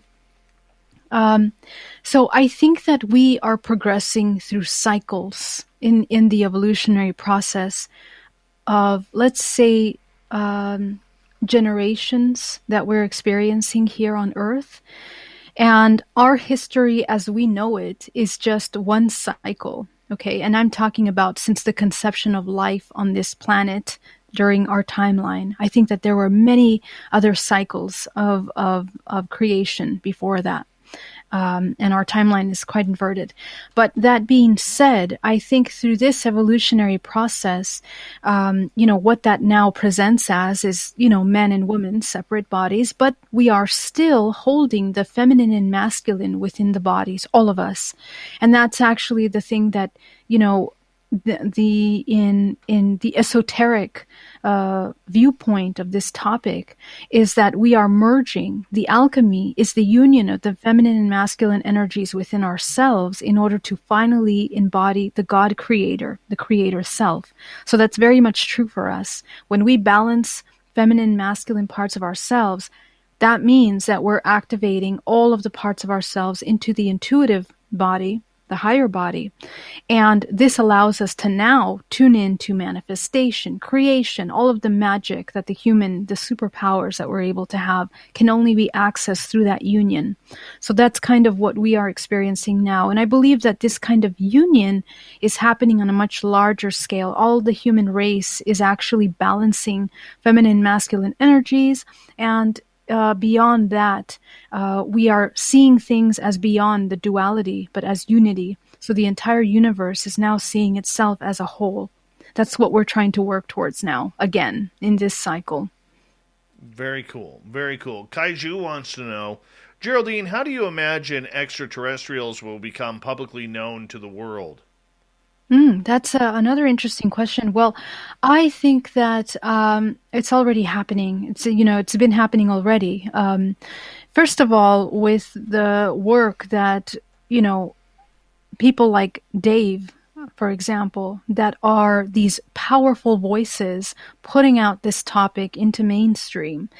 I mean, you guys are the ones that are paving the way for history to happen here, because this has become more mainstream with the little drip disclosure that we've gotten from the government, has really allowed us to solidify some kind of base foundation. And I think that this has happened, before. But I think now, because we're talking about Space Force, because of all the different kinds of programs to bring us out into the space station, it is pretty, we can see now clearly that the future of the human race is potentially outside of Earth, right? And so even though this is happening in other planets already, we already have Mars colonizations, we always have moon colonizations. Can you say that word? Sorry, yes. I got you. So thank you. So we are already developed out, okay? So, but from our known mainstream perspective, we're just beginning to leave into these realms, right? So it's already happening. The conversation has to happen. It's already going into mainstream. We're questioning who is flying the UAPs, who's flying this is the next step. The thing is, please don't wait for the public to confirm something that you already know. A lot of people wait for the science, for the papers, for the official people to say that. And you have to understand that it's not in their best interest for sustaining an illusion that has been heavily funded by systems for centuries to keep people out of the known and out of their own power. Because the moment we know that, we're going to be having conversations about interdimensionality, about our superpowers, about telepathy, our intuition. All of those things are superpowers to begin to disconnect from, or perhaps I should say, leaving behind parasitic systems that are not pro-life. So that's something that has to happen. All right, let's go to John. He makes a comment here. People tend to trend, not flip-flop back and forth, but eventually you must do a lot of both to really learn all the knowledge that is required to fully wake up. He says, my 2 bits anyways. What's your opinion on that? Absolutely agree. And I've actually, we all go through this. I mean, we look at the information that we receive. We take a look at, I think what all of that flip-flopping and looking at different information has taught me is to go back to the basics, right? Is this information beneficial for the collective, for the good of the collective, for the psychology and mind of the collective? And sometimes the answer is no. Sometimes we need to get clear on our intention, because when we access information, we have to remember that a lot of times it's coming from a specific perspective. Whether you're reading a book or whether you're studying something, there's an origin to that perspective. So we really have to be able to pull away and look from the higher perspective, what we're receiving and why. What does it mean to process data in that way? And hopefully question whether it's something that's productive. Is it creative or counter-creative for the collective to hold on to certain ideals? Some ideals about ET contact and information and disclosure, I think, are not beneficial. I think it's something that we are moving through quickly. It becomes archaic very quickly because of an understanding that unity is the next necessary thing. Those are my 2 cents. Very cool. Stand Up to Evil says, Geraldine, do you think that an ET species will publicly show themselves soon to the masses? My take on this is that it's already been happening, love. I don't think that it's going to be some. Maybe it will. I don't know. Maybe they will orchestrate something. I don't think that that's beneficial for the movements that are happening politically with Space Force and all of that. I don't think that will benefit them unless they're trying to evacuate the Earth quicker than possible. But yeah. So. Or perhaps some cataclysmic event happens in which they're going to want to evacuate the Earth quicker. But I think that it is happening already. We already have thousands of people, around the world that are already having ET contact. We need to sit and listen. We need to honor these experiences and learn what we can from that.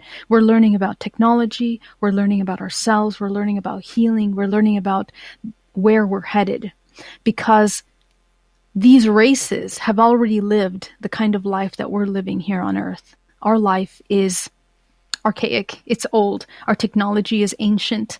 And if we learn how to think on this other dimensional level, it will benefit the evolutionary process that we're going through now. And it's happening quite quick because things are moving quickly. So that's where our mind has to be. It has to be on moving forward as a collective. That makes a lot of sense. It really does. All right, let's get to Obi. I've heard people say we are entering the age of Aquarius. Do you believe that? Yeah, I believe we already entered into that age now. I think this may be the first year, I believe, of that, or something like this. But I think that these are cycles that we're going through. I do believe that the identification to the archetype of Aquarius that we have created for ourselves does, in a sense, kind of demonstrate what we're going through, right? The Aquarius is the one that is thinking of the collective.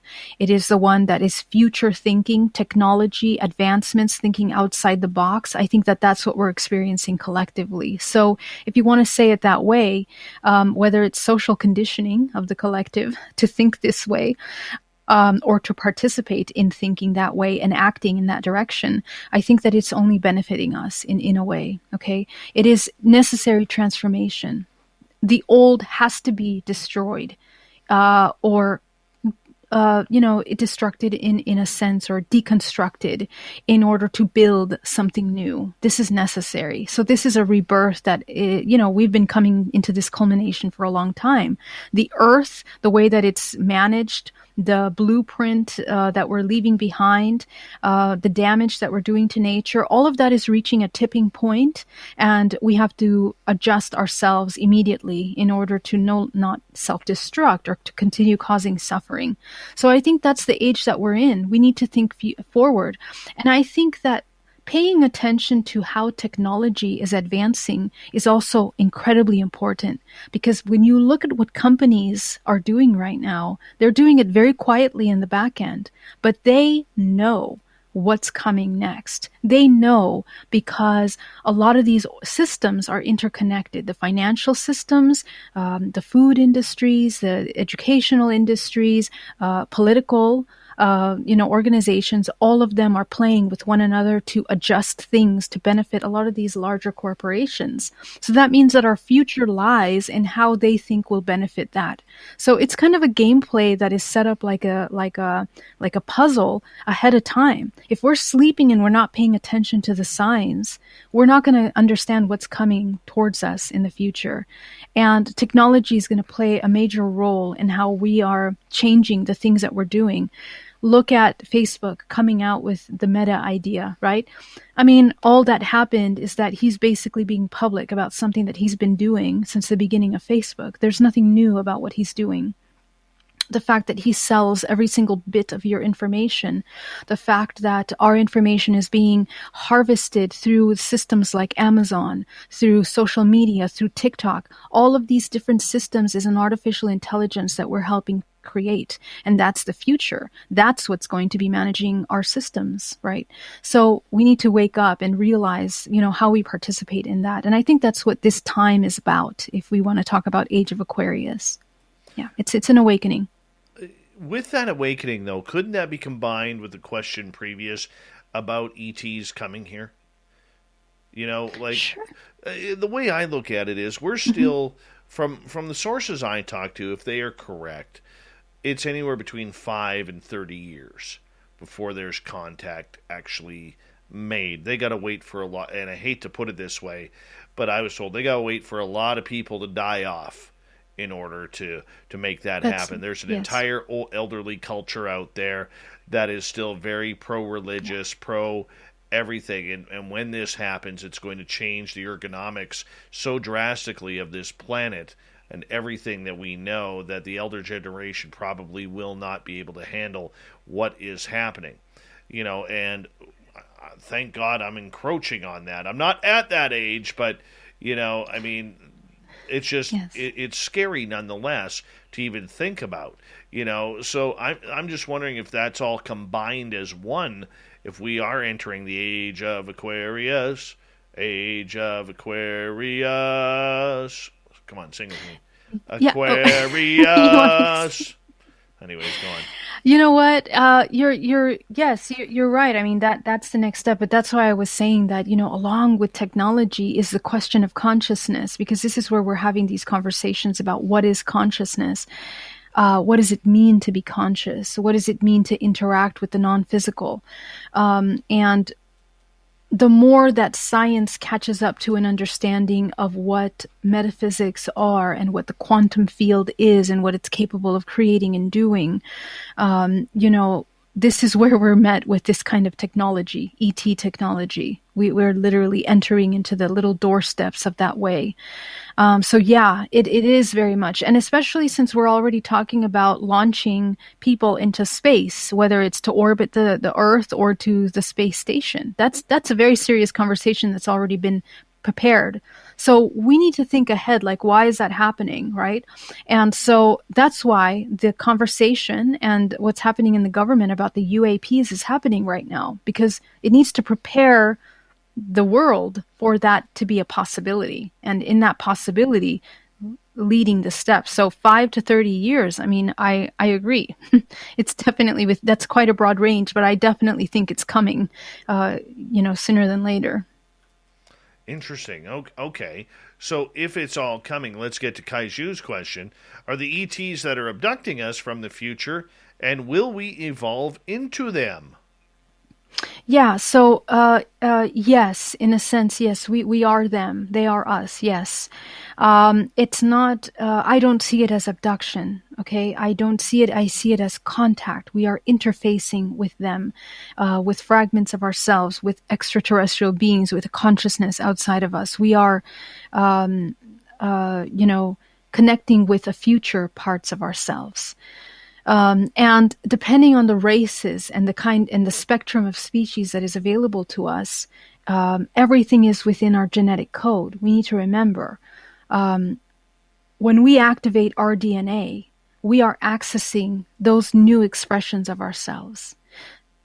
The base DNA for all living beings is the same. It's just depending what is activated and what is not. In these ETs, in these interdimensional beings, they have activated larger aspects of their DNA, of the genetic code, which allows them to be interdimensional, to fly the way that they fly, to connect, to communicate telepathically, to do the things that they do.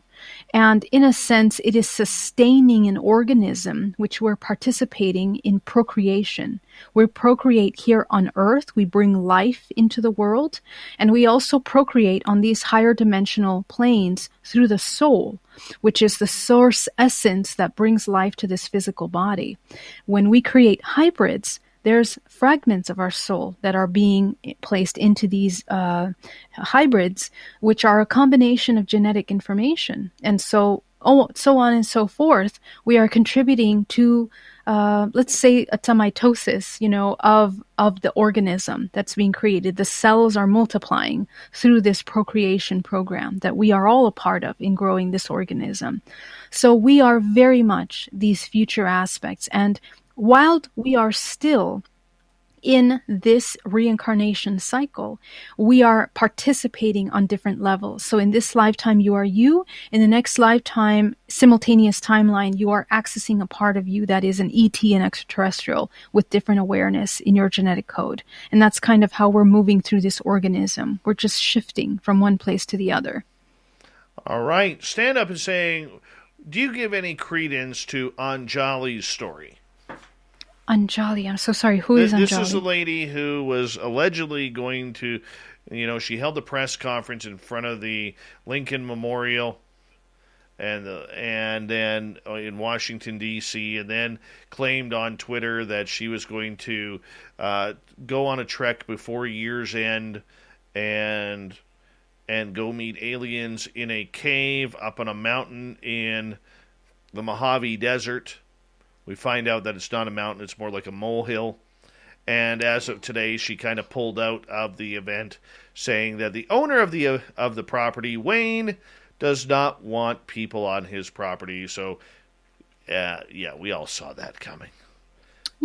It's funny. I hear this kind of story all the time. People that are preparing themselves because they have received messages that there will be a physical meeting.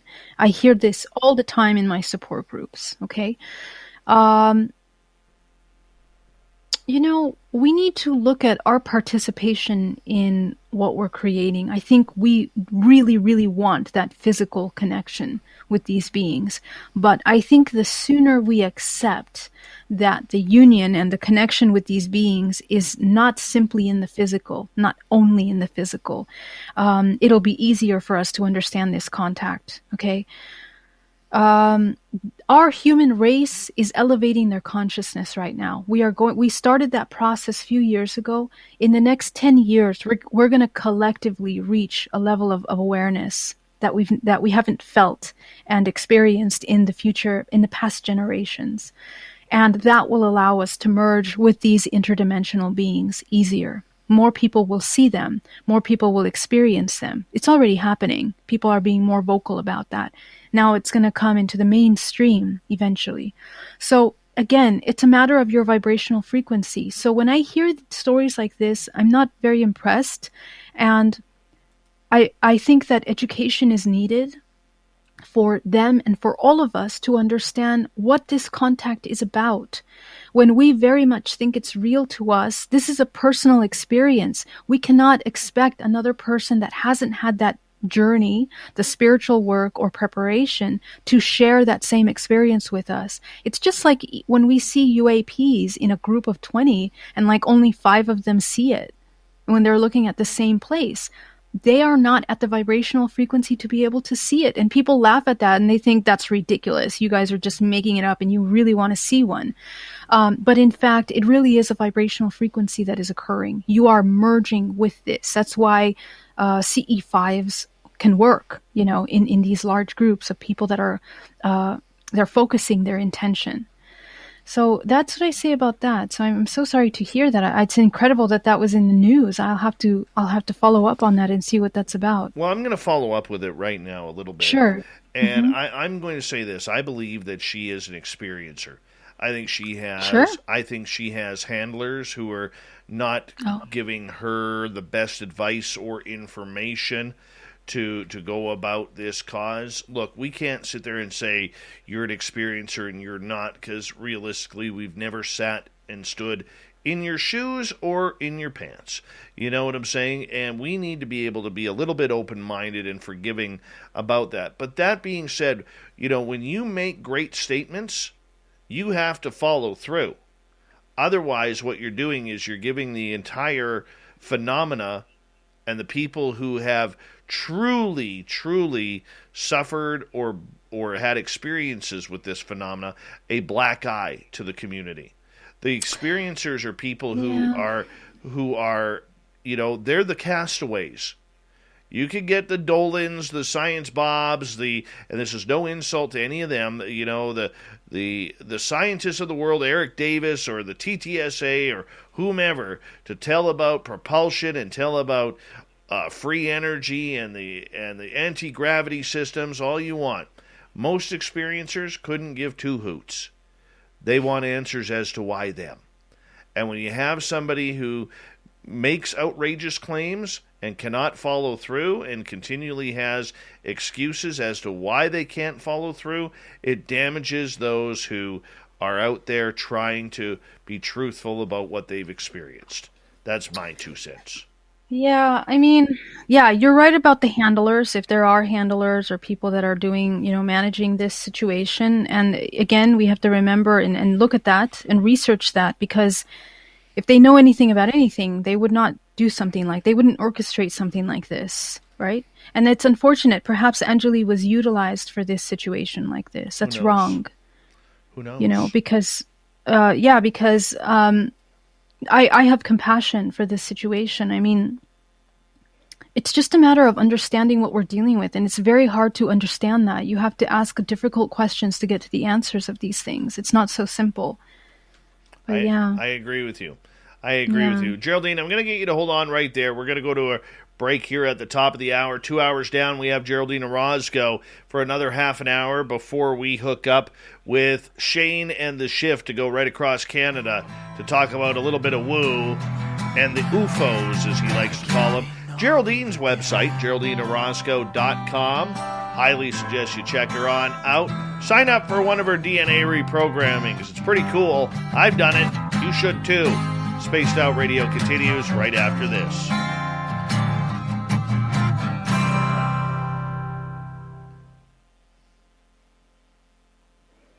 All right, we're clear.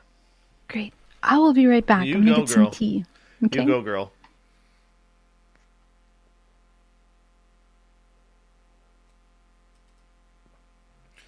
Mr. Catfish, thank you so much for that awesome super chat. Really do appreciate that. Kira, your question is up next.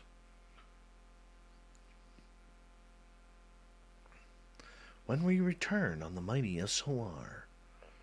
There we go. Hey, Super Duke, what's happening, buddy?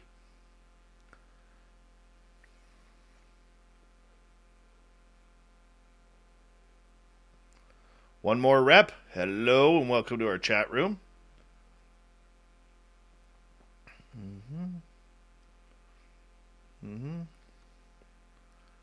The gorgeous Kim Jellin, what's happening?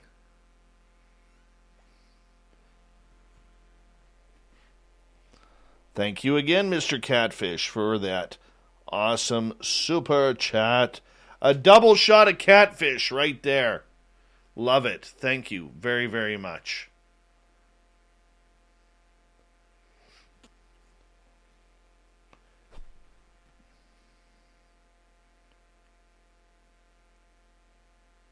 Yeah, Dave's not a fan of Angeli. Wagon breath, looking gorgeous tonight. Josh Casey, you handsome devil. How are you? All right. Who else do we have here?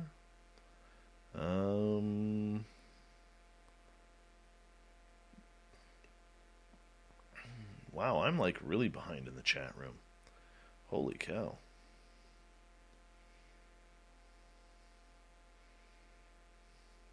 A Cylon infiltrator.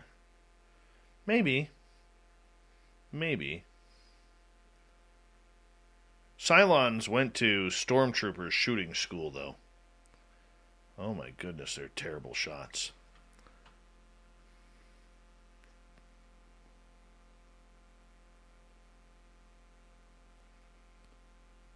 Is it Wagon Brett's birthday?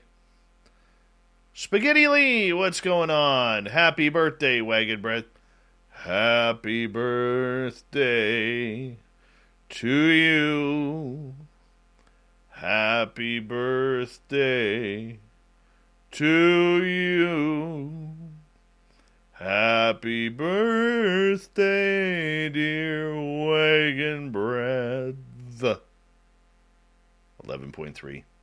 Happy birthday to you. There you go.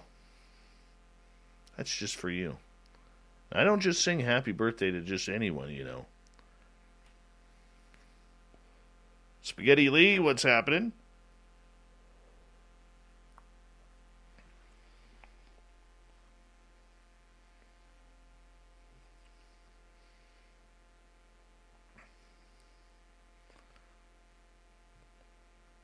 That was loverly. Thank you, Kim Jellin. Geraldine is not drinking pumpkin spice latte right now. I can guarantee it. Rano,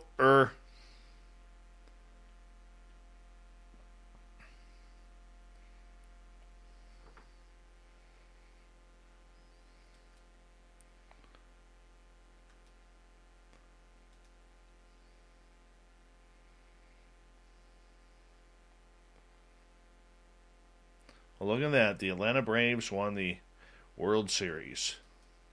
It's terrible. Terrible.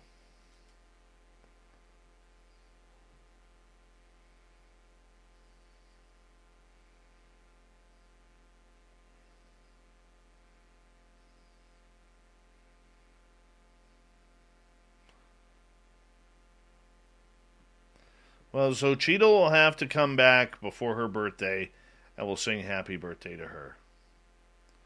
How about that? Super YJ.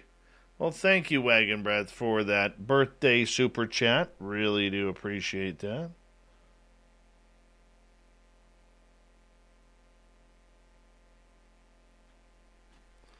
Thank you. Thank you very much.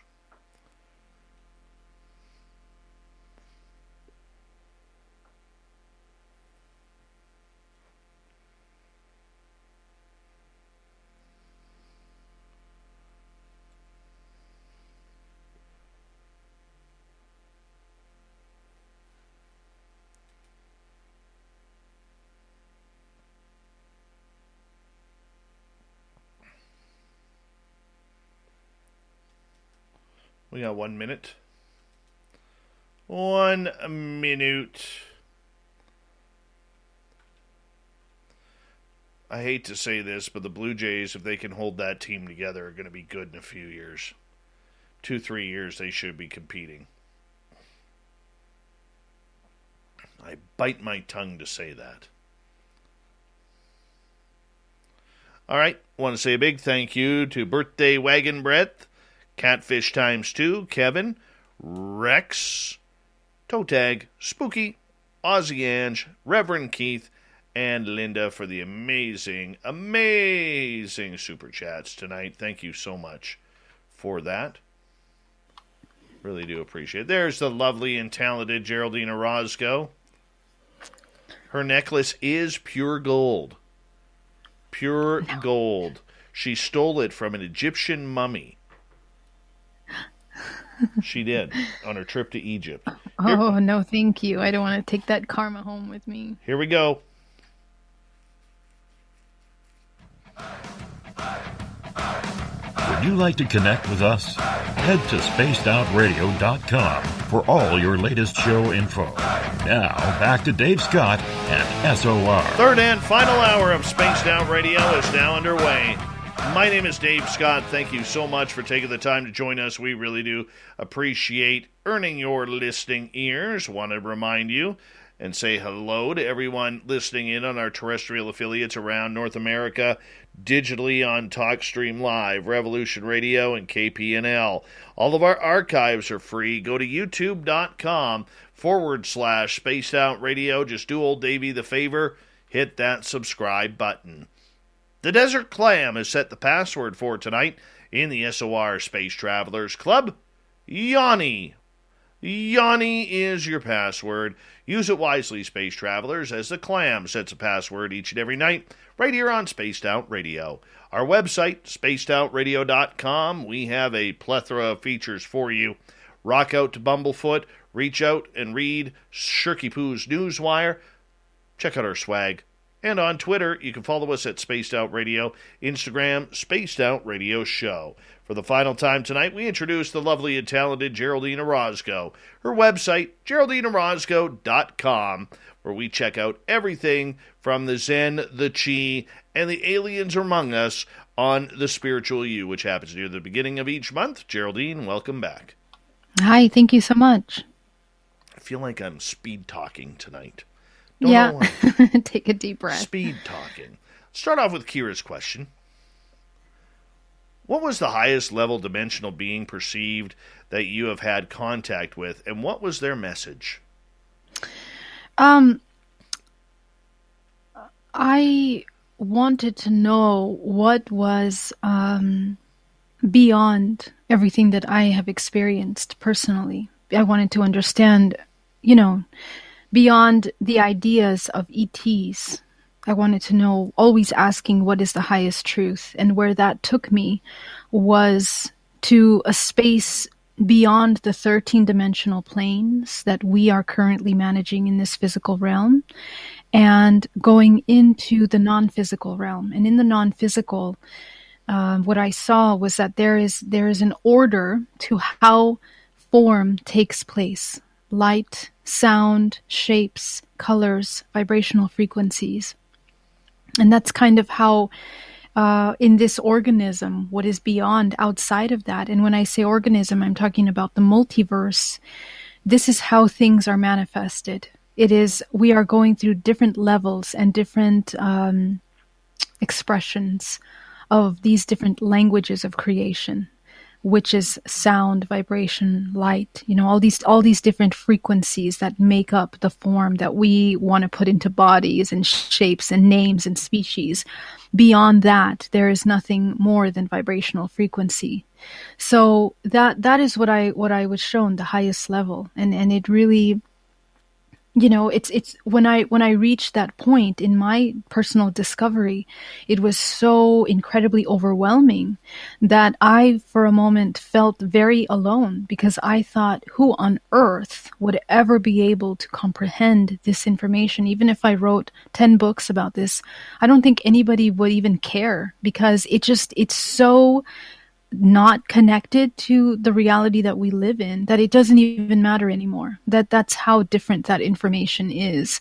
So there was a moment where I had to kind of retreat and be like, what's important for now? What do we need now as a collective? What do I need for myself, for my journey? And I came back, and that's why I question all the time things that I hear about the ET realm, things about species, things like federations, like the galactic federations, things like this. I'm always questioning those things, because my truth is beyond that. I think that, and when we look at things from that perspective, it tends to cause more balance, less divisiveness. It kind of allows you to look at things more unity, So that's my experience personally. All right.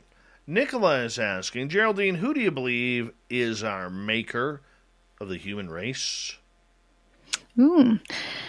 I don't think that it's anyone specific. I think that we are a natural expression of an organism going through a process of evolution.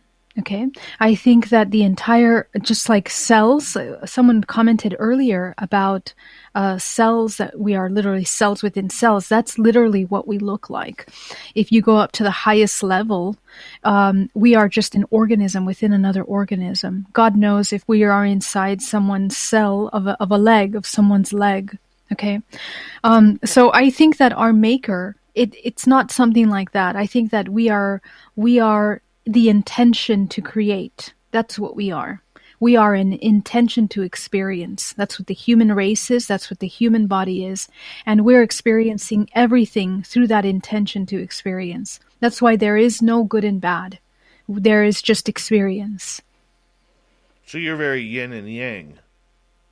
No, actually, beyond that. So yin and yang gets married, and now you have creation, so it's not about yin and yang. Yin and yang is actually the two forces that, when united, it can then create. We only look at yin and yang and that duality in our earth vision, because we need to have physical things. We need to have ourselves and the other. That's what we're here to experience. But beyond that, it's unity. It's one. That's what it is, actually. Yeah. Okay. Do you know what I mean, Dave? Yeah, I can see where you're saying it's beyond that, but, that's almost like of a Buddhist type thinking, is it not? Not even. The Buddhists think a lot about reincarnation, They believe that we are in a cycle of experience, and we, in a sense, we are going through a process of reincarnating through kind of like a scale of different lifetimes. We're evolving from like little animals into this human, and then something else into a light body, and so on. But if you go beyond that and you look at the picture of what that looks like, it's just organisms of consciousness that are expressing themselves in different forms. And I think that we are more than just that. We are all of those things simultaneously. It's not that we are going through a wheel like a little rabbit and there is time, because in their perspective, somehow there is some kind of a timeline, but there is no time. There is no time. Everything is happening simultaneously. All right. So Angie's question then, before we get to Josh's, we can all manifest then? Absolutely. Absolutely. And that is our job. That's what we were created for. That's why we have sexual organs. That's why we have creation. We have the yin and yang within the body. When that unity, and there's millions of scriptures and many religions that actually talk about this in many different ways, although it doesn't seem as the most prominent message in their literature. The union of the duality, the union of feminine and masculine, is the integration of our own feminine and our own masculine. That means how that energy is expressed from us. For example, action is the masculine and intuition is the feminine. These are simple examples. When those two are merged, when we know how to balance those two in our everyday behavior, that's when we can start activating a higher way of seeing and living. And we can activate the heart, the unconditional loving, the one that is inclusive of all things, our expression, the vocal creation, because voice, the word is sound. We are creating with our sound, and with our intuition. A combination of these three goes up to the crown chakra. That's manifestation. That's where the non-physical meets the physical. And this is where we can intend with our heart, with our voice, and with our intuition, a foresight, what we want to co-create. All of these things are required, but in order to get here, you have to manage the first three, right? The emotions, the sexual earth creation, and our survival, the belief that we are in survival. All of that has to be managed first. Well, very nice. Okay, let's move on here to Josh, who is asking, Geraldine, have you ever seen sacred geometry in your dreams? What you said resonates with me on a deep level.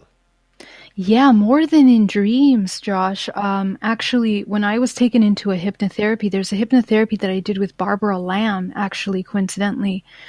And what I didn't know about Barbara Lamb when I went into that is that she studied for such a long time sacred geometry and crop circles.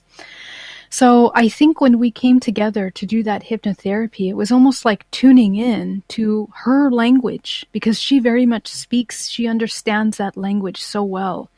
And I was able to see these levels that I was speaking about earlier, that beyond the physical form is sound, it is shape, sacred geometry, which is a language. When you put lines and shapes in a certain order, it's an expression.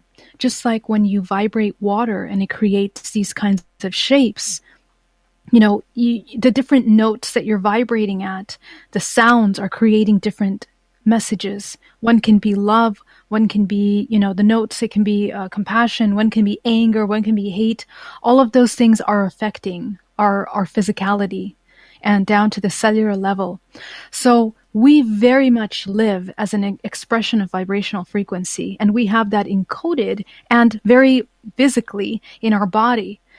The amount of water that is in the body is resonating with the information that is being directed from the greater galaxy, from our state, from the movements of celestial bodies. All of that is influencing us on some subconscious level. So the more we become awake, we even begin to transcend our astrological sign, for example.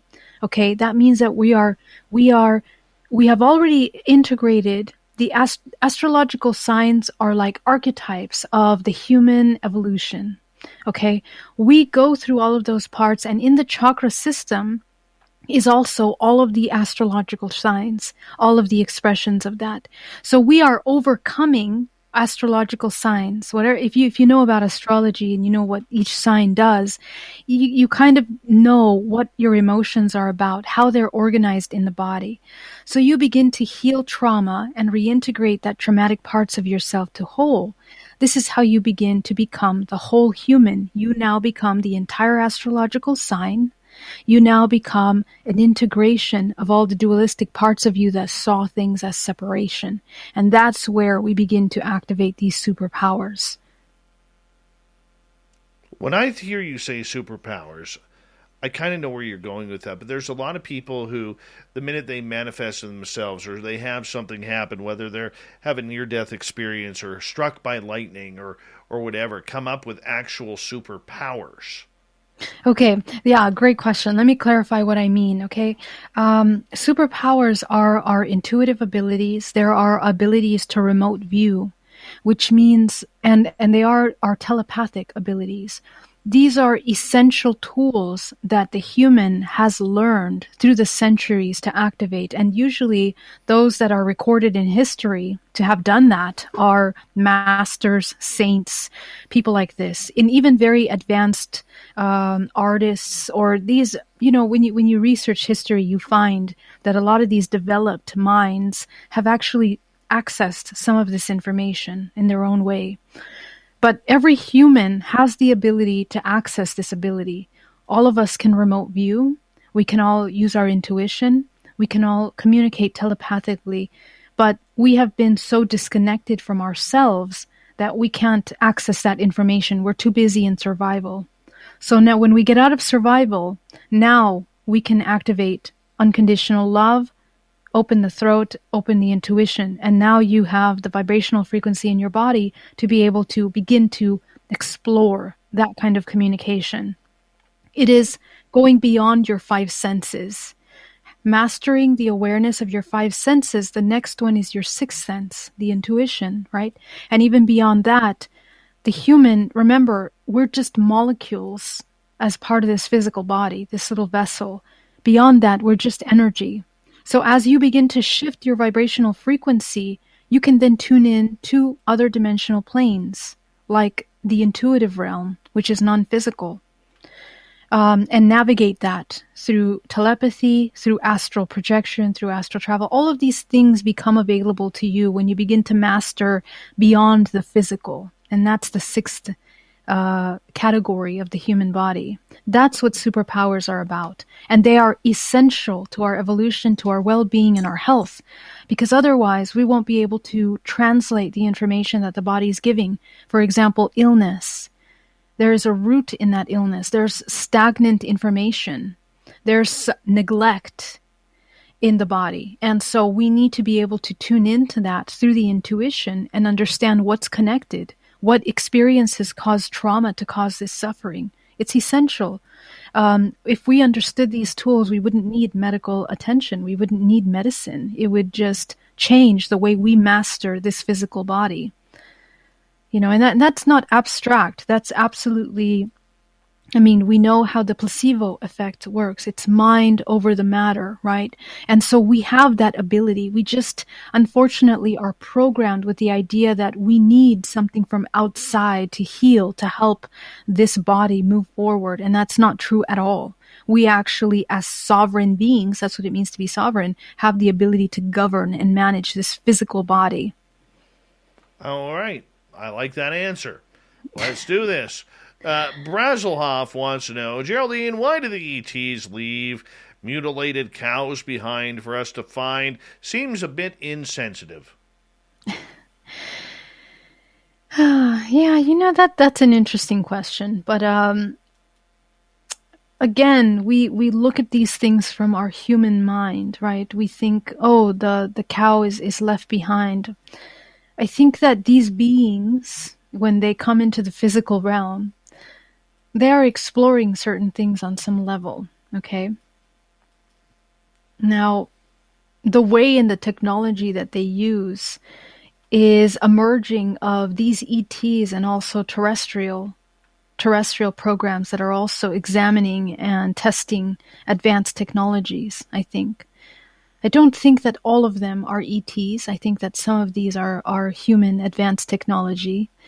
But it's just exploration, okay? Just like exploration, I believe, if they are participating in this kind of work. But I don't tend to see ETs as being so sloppy in that regard.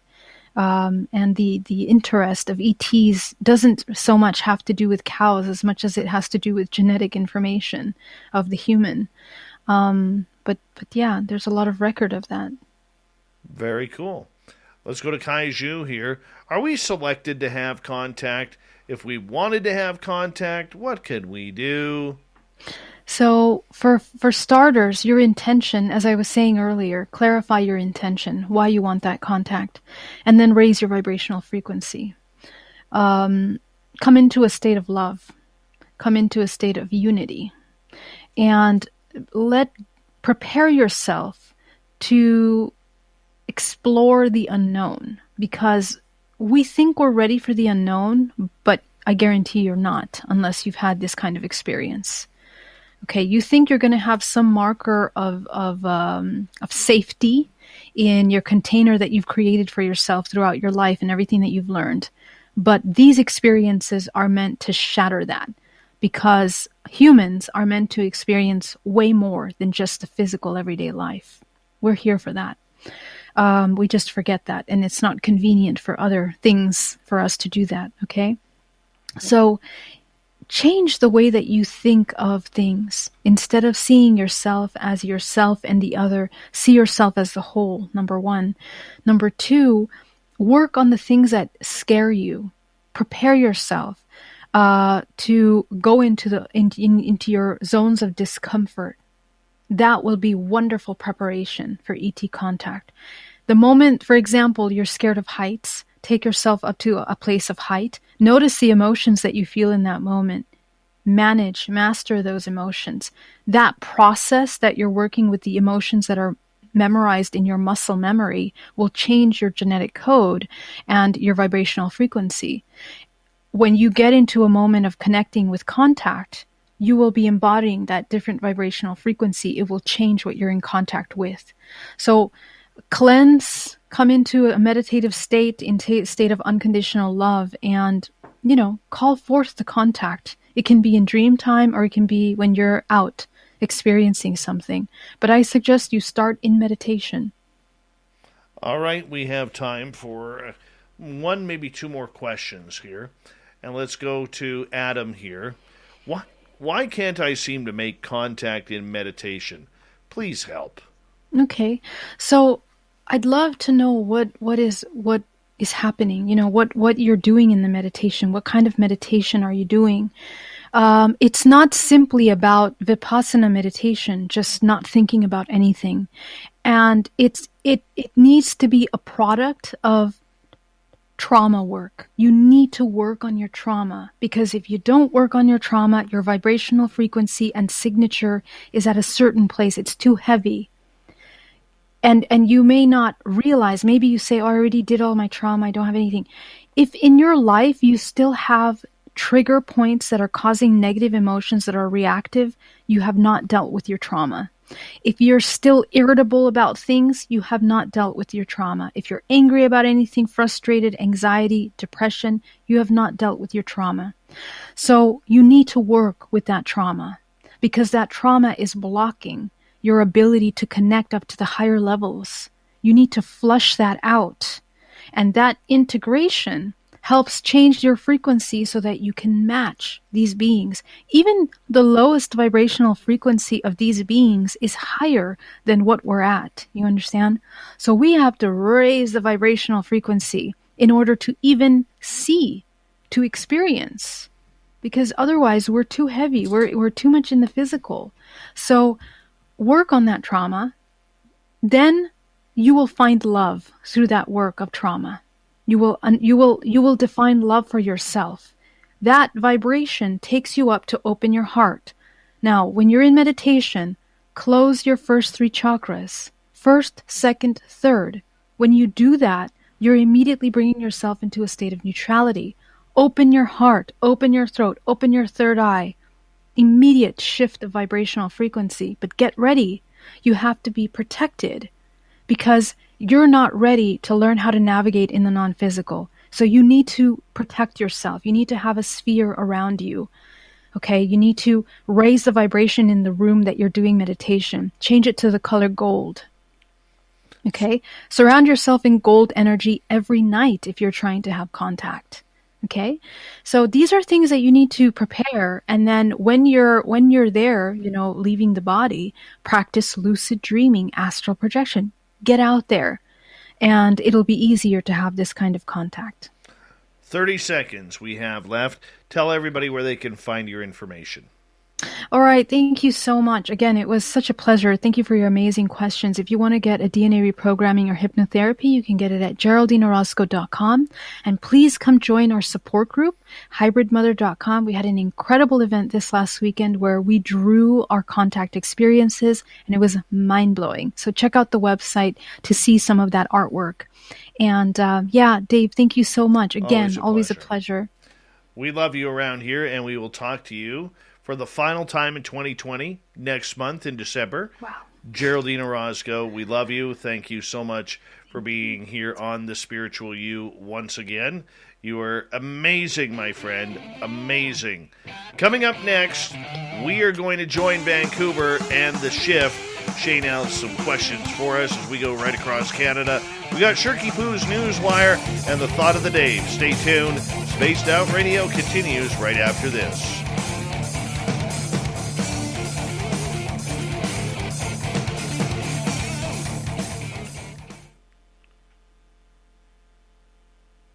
You were fantastic. Thank you, Dave. So were you. I'm so happy claps. To hear that the session was productive for you. Yes. And anytime, let me know, okay? All right, love. Take care. Bye. See you. Good night. Audience, I'll be right back. I really got to hit the bathroom. Be right back.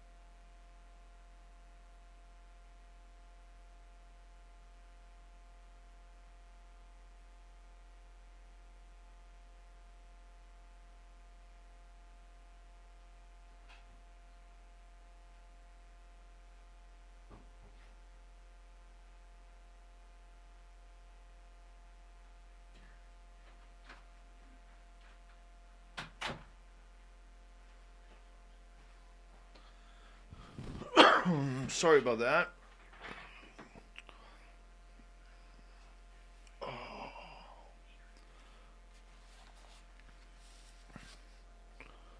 All right.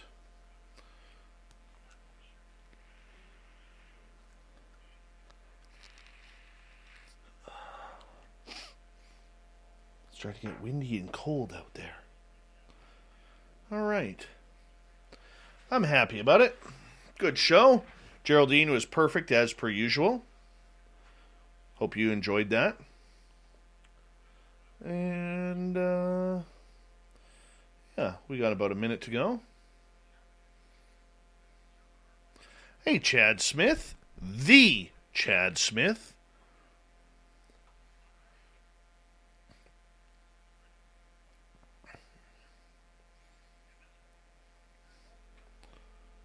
I'll put that there. And let's see here. I'm Chad Smith, everybody, and you are not. Geraldine is amazing. Oob to Joe's Bane, you've got aliens tonight.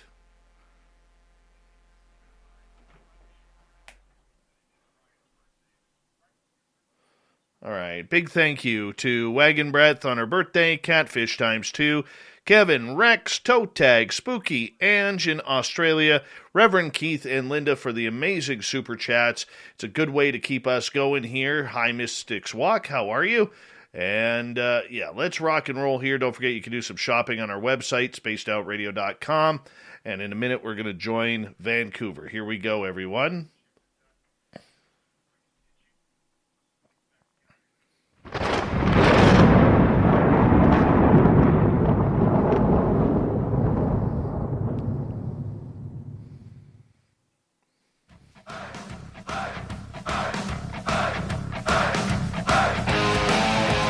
We rounded third. We're heading for home tonight on Spaced Out Radio. My name is Dave Scott. Thank you so much for taking the time to join us. We really do appreciate earning your listening ears. Want to remind you that if you missed most of this show or others, check out our free archives. Go to youtube.com/Spaced Out Radio. Do me the favor, hit that subscribe button. Our website, spacedoutradio.com. We have a plethora of features for you. Rock out to Bumblefoot, read up on Shirky Poo's Newswire, and what else can you do? You can check out our swag as well. Follow us on Twitter, on Spaced Out Radio, and on Instagram, Spaced Out Radio Show. We're going to hook up once again with Shane Hewitt and the Shift. Go right across Canada here. Big Bad Shane, how you doing? David. What's going on? How are you? Has it been a month already? My goodness, Dave Scott. It's nice to hear your voice. You know what? You're a beautiful man, my friend, and it's always good to have you here. I heard a rumor you're growing the beard back.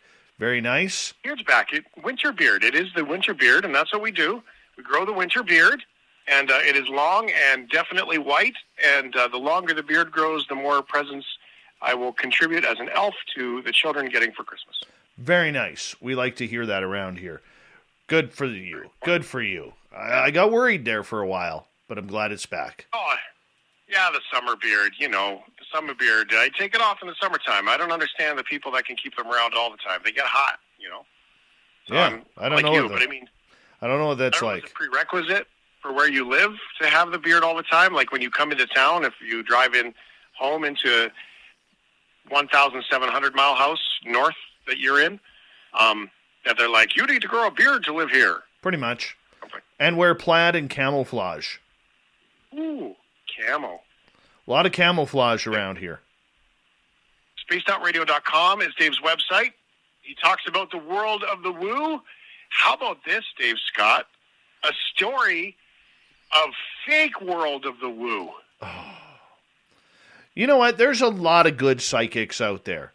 I know a lot of great intuitive psychic mediums who before I bring them on the air, I always say, okay, read me. Tell me about me. And that's all I say. And then I know whether or not they are full of it. But this idiot in California decided to rip a family off for $50,000. He is now in front of the courts on grand theft. Yep, not a good play by Andreas Peña Meneses. No, not a good play at all. Basically saying that the family was cursed and that he could remove the curse for $50,000. Look, we hear a lot of these cases. There was one recently in New York a few months ago. About a year and a half back, there was a couple in Washington State. And, you know, these are people who are predators. They are predators on people who are suffering and have nowhere else to turn because maybe their house is haunted. Maybe they have a lot of bad luck happening in their lives and they're just looking for some spiritual guidance and answers to shake things up. And I'll tell you, this guy did a number on these people, claiming that a bunch of their items in their houses were demonic and they had to go. They had to, you know, they had a snake as a pet that they had to get rid of because the serpents are evil. Yeah. The man was released from custody after posting $57,000 worth of bail. Geez, I wonder where he got the 50 grand of that from. But, I mean, this is what I like to tell people out there. There are a lot of shysters in this field. Be careful. Do your homework. Don't just go to Google and say, well, this guy or this lady has one of the top 2 references on Google. They must be good. Do your homework. This is your money. And if somebody is saying exorbitant amount of money in order to rid yourself of a curse or get rid of the ghosts in your house, they are full of it. Do not fall for it. Do not pay. Protect your bank account at all costs. $50,000, Dave. Like, at some point, when do you go, yeah, but you bought into that and paid it? It's amazing it's happening. But you know what, my friend? You see all these people still getting scammed after years of warnings from all of these fake IRS, CRA, tax people calling from Pakistan and India. And I don't know about you, but for a while there, a couple months ago, I was getting 2-3 phone calls a day from those people. And I was actually having a lot of fun with them. And this is the exact same way. But, I mean, you got to realize desperate times call for desperate measures. If you've lost a loved one and you are sorely missing them, and my heart goes out to the people like that, don't just jump on any psychic, okay, that looks good or has a great website. Do the homework. Go on social media. Find out what they're like. Find out what people are saying. Find out about their reviews. Do whatever you can, because we don't need people getting ripped off. There are some very talented, intuitive people out there that are really gifted, Shane. And every one of these idiots that comes out and steals from people ruins the credibility of those who really have a gift to help people. Yeah, well, don't jump on any psychics or anybody for that matter, just to play with the language that you said there.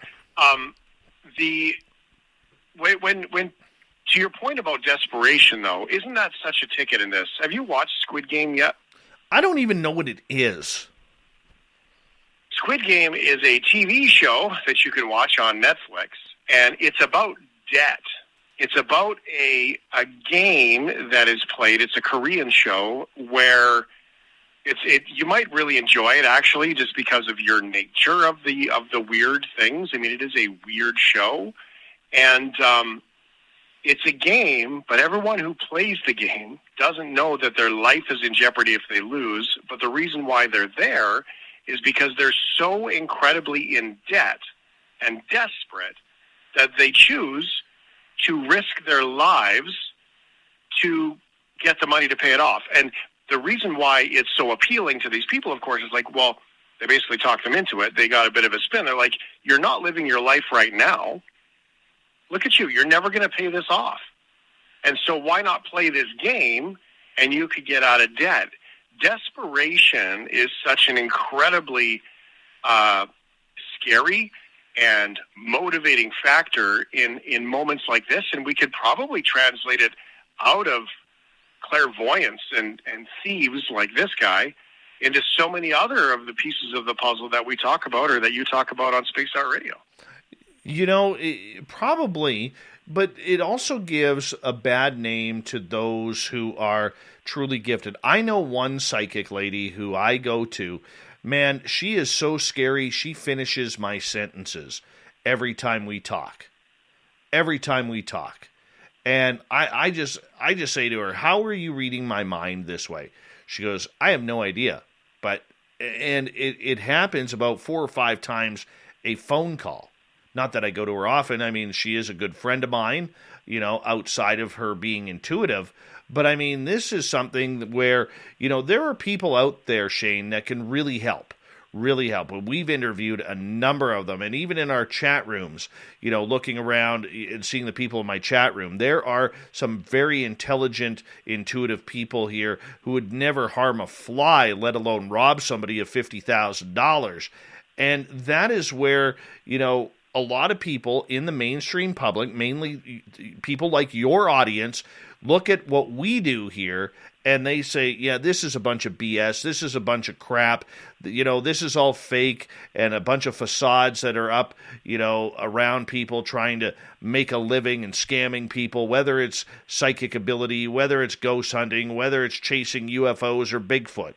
And it's really sad. It really is, because there's a lot of strange and awesome things going on there, and we've talked about them for the last year and a half or so with you, and I would love the public to take it a lot more serious, but every time a story like this comes around, it really knocks us down a few rungs on the ladder.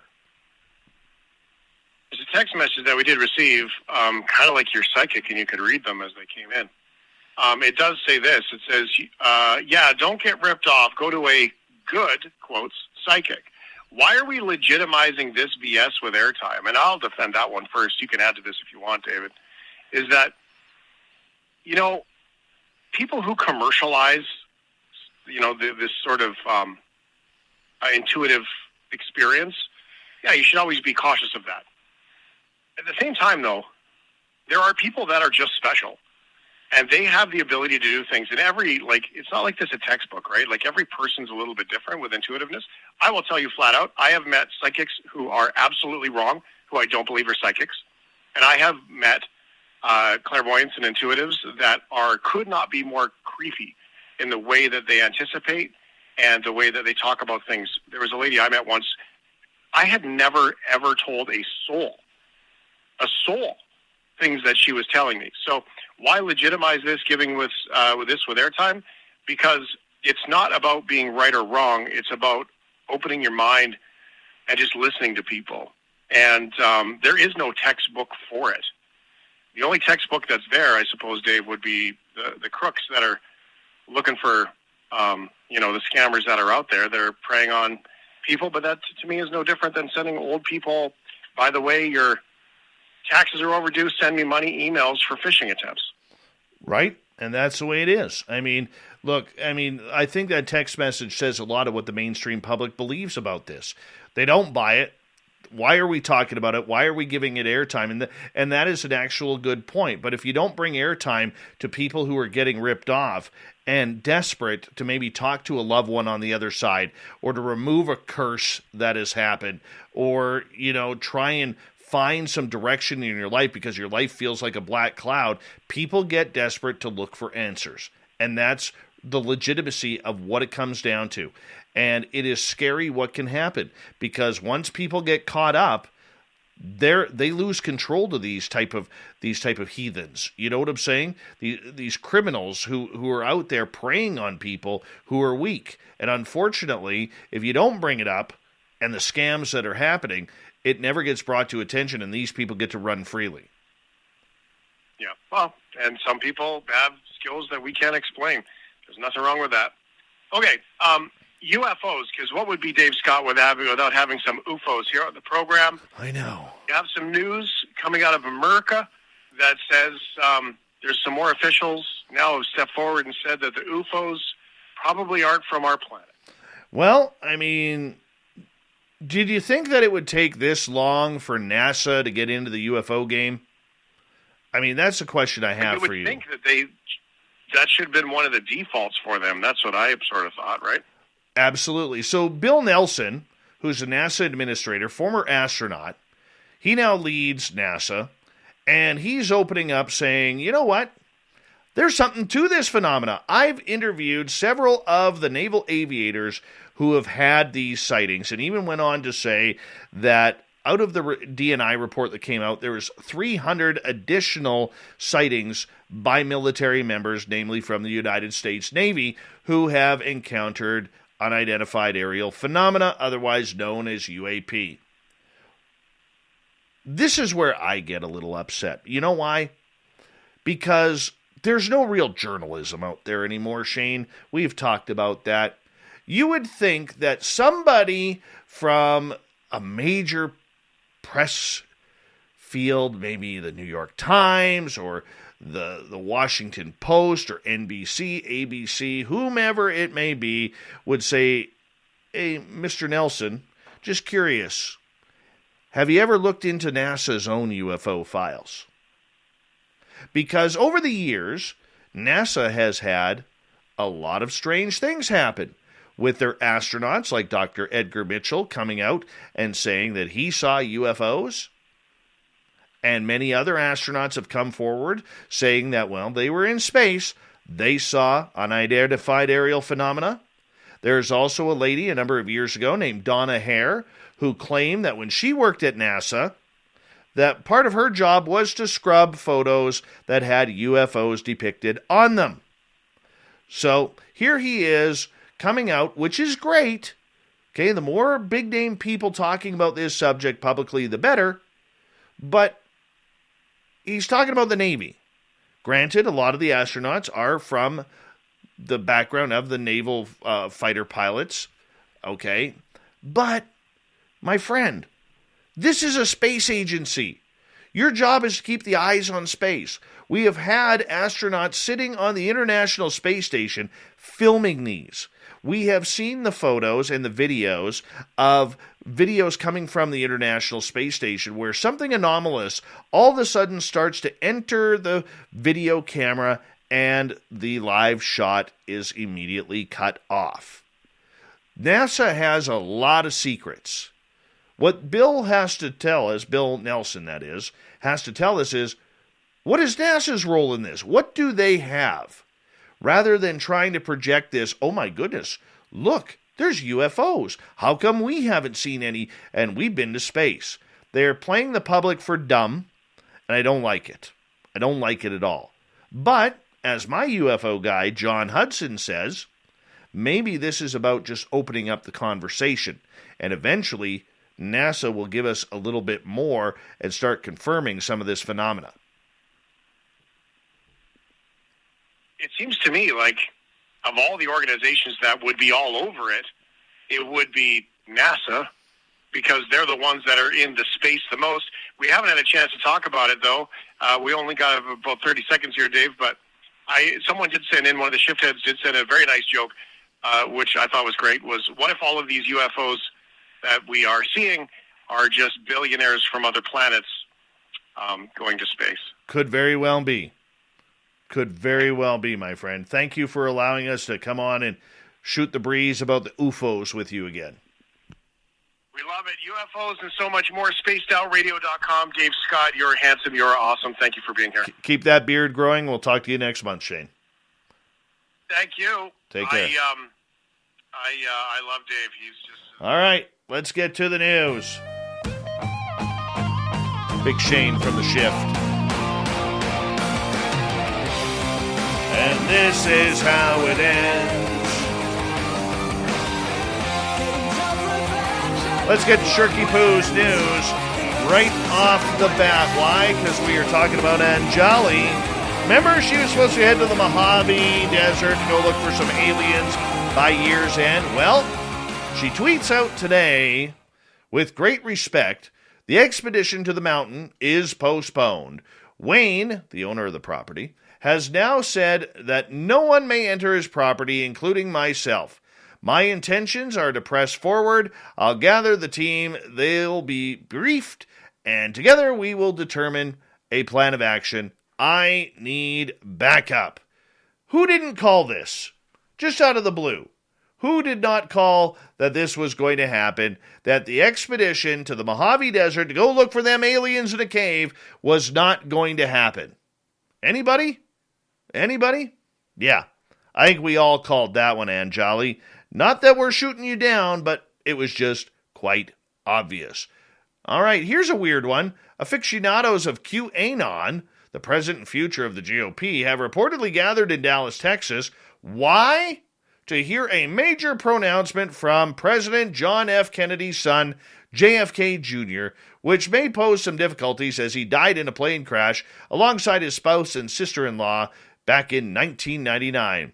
Well, independent reporter Steve Monticelli tweeted that he had just encountered a crowd of QAnon supporters in the city's AT&T Discovery Plaza, apparently in the anticipation of the late Kennedy, who they believed faked his own death.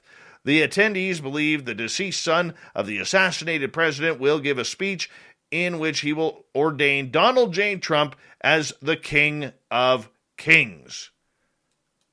Sometimes you just can't believe humanity, can you? All right, a golfer on a Mississippi golf course faced an unusual hazard when an alligator grabbed his ball in its jaws and carried it off to a nearby pond. No, he did not go all Happy Gilmore on him, but Victoria Williams said her husband Keith was playing in a tournament at Windance Golf Course in Gulfport when his ball ended up near a pond on the 12th hole. The golfers captured the video when the gator strolled up to the ball, said this looks edible, and carried it off. The U.S. Golf Association rules state such an incident should result in a free drop. Rule 16 covers when and how the player may take a free relief by playing a ball from a different place, such as when there is interference by an abnormal course condition or a dangerous animal condition, the rule states. Very interesting indeed.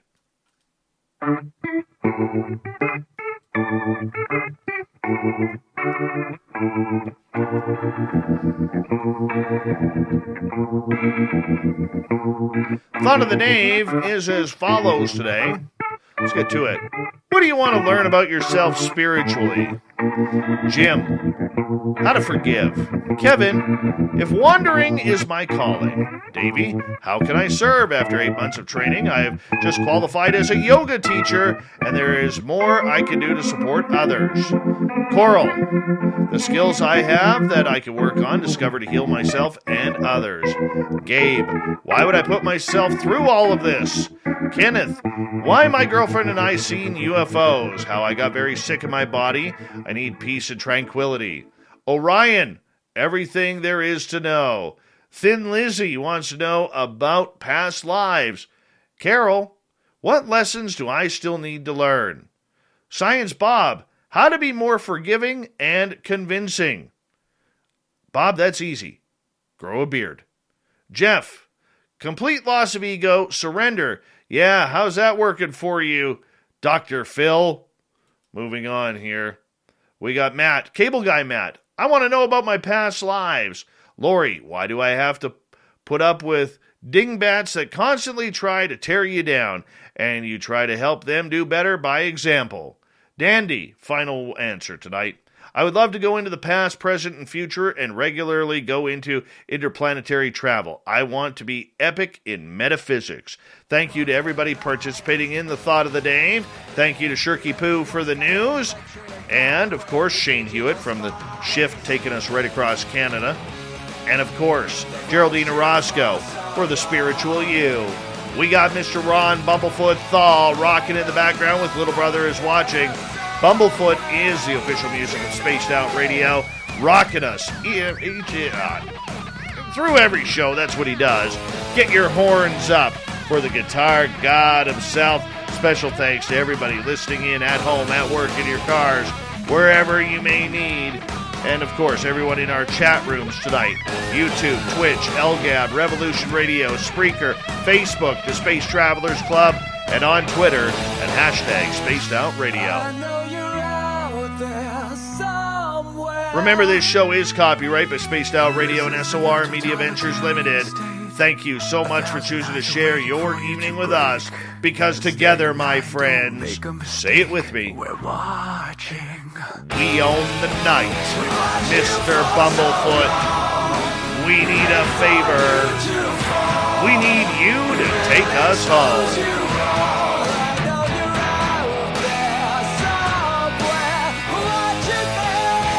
Yes, the Woo train has docked for the night.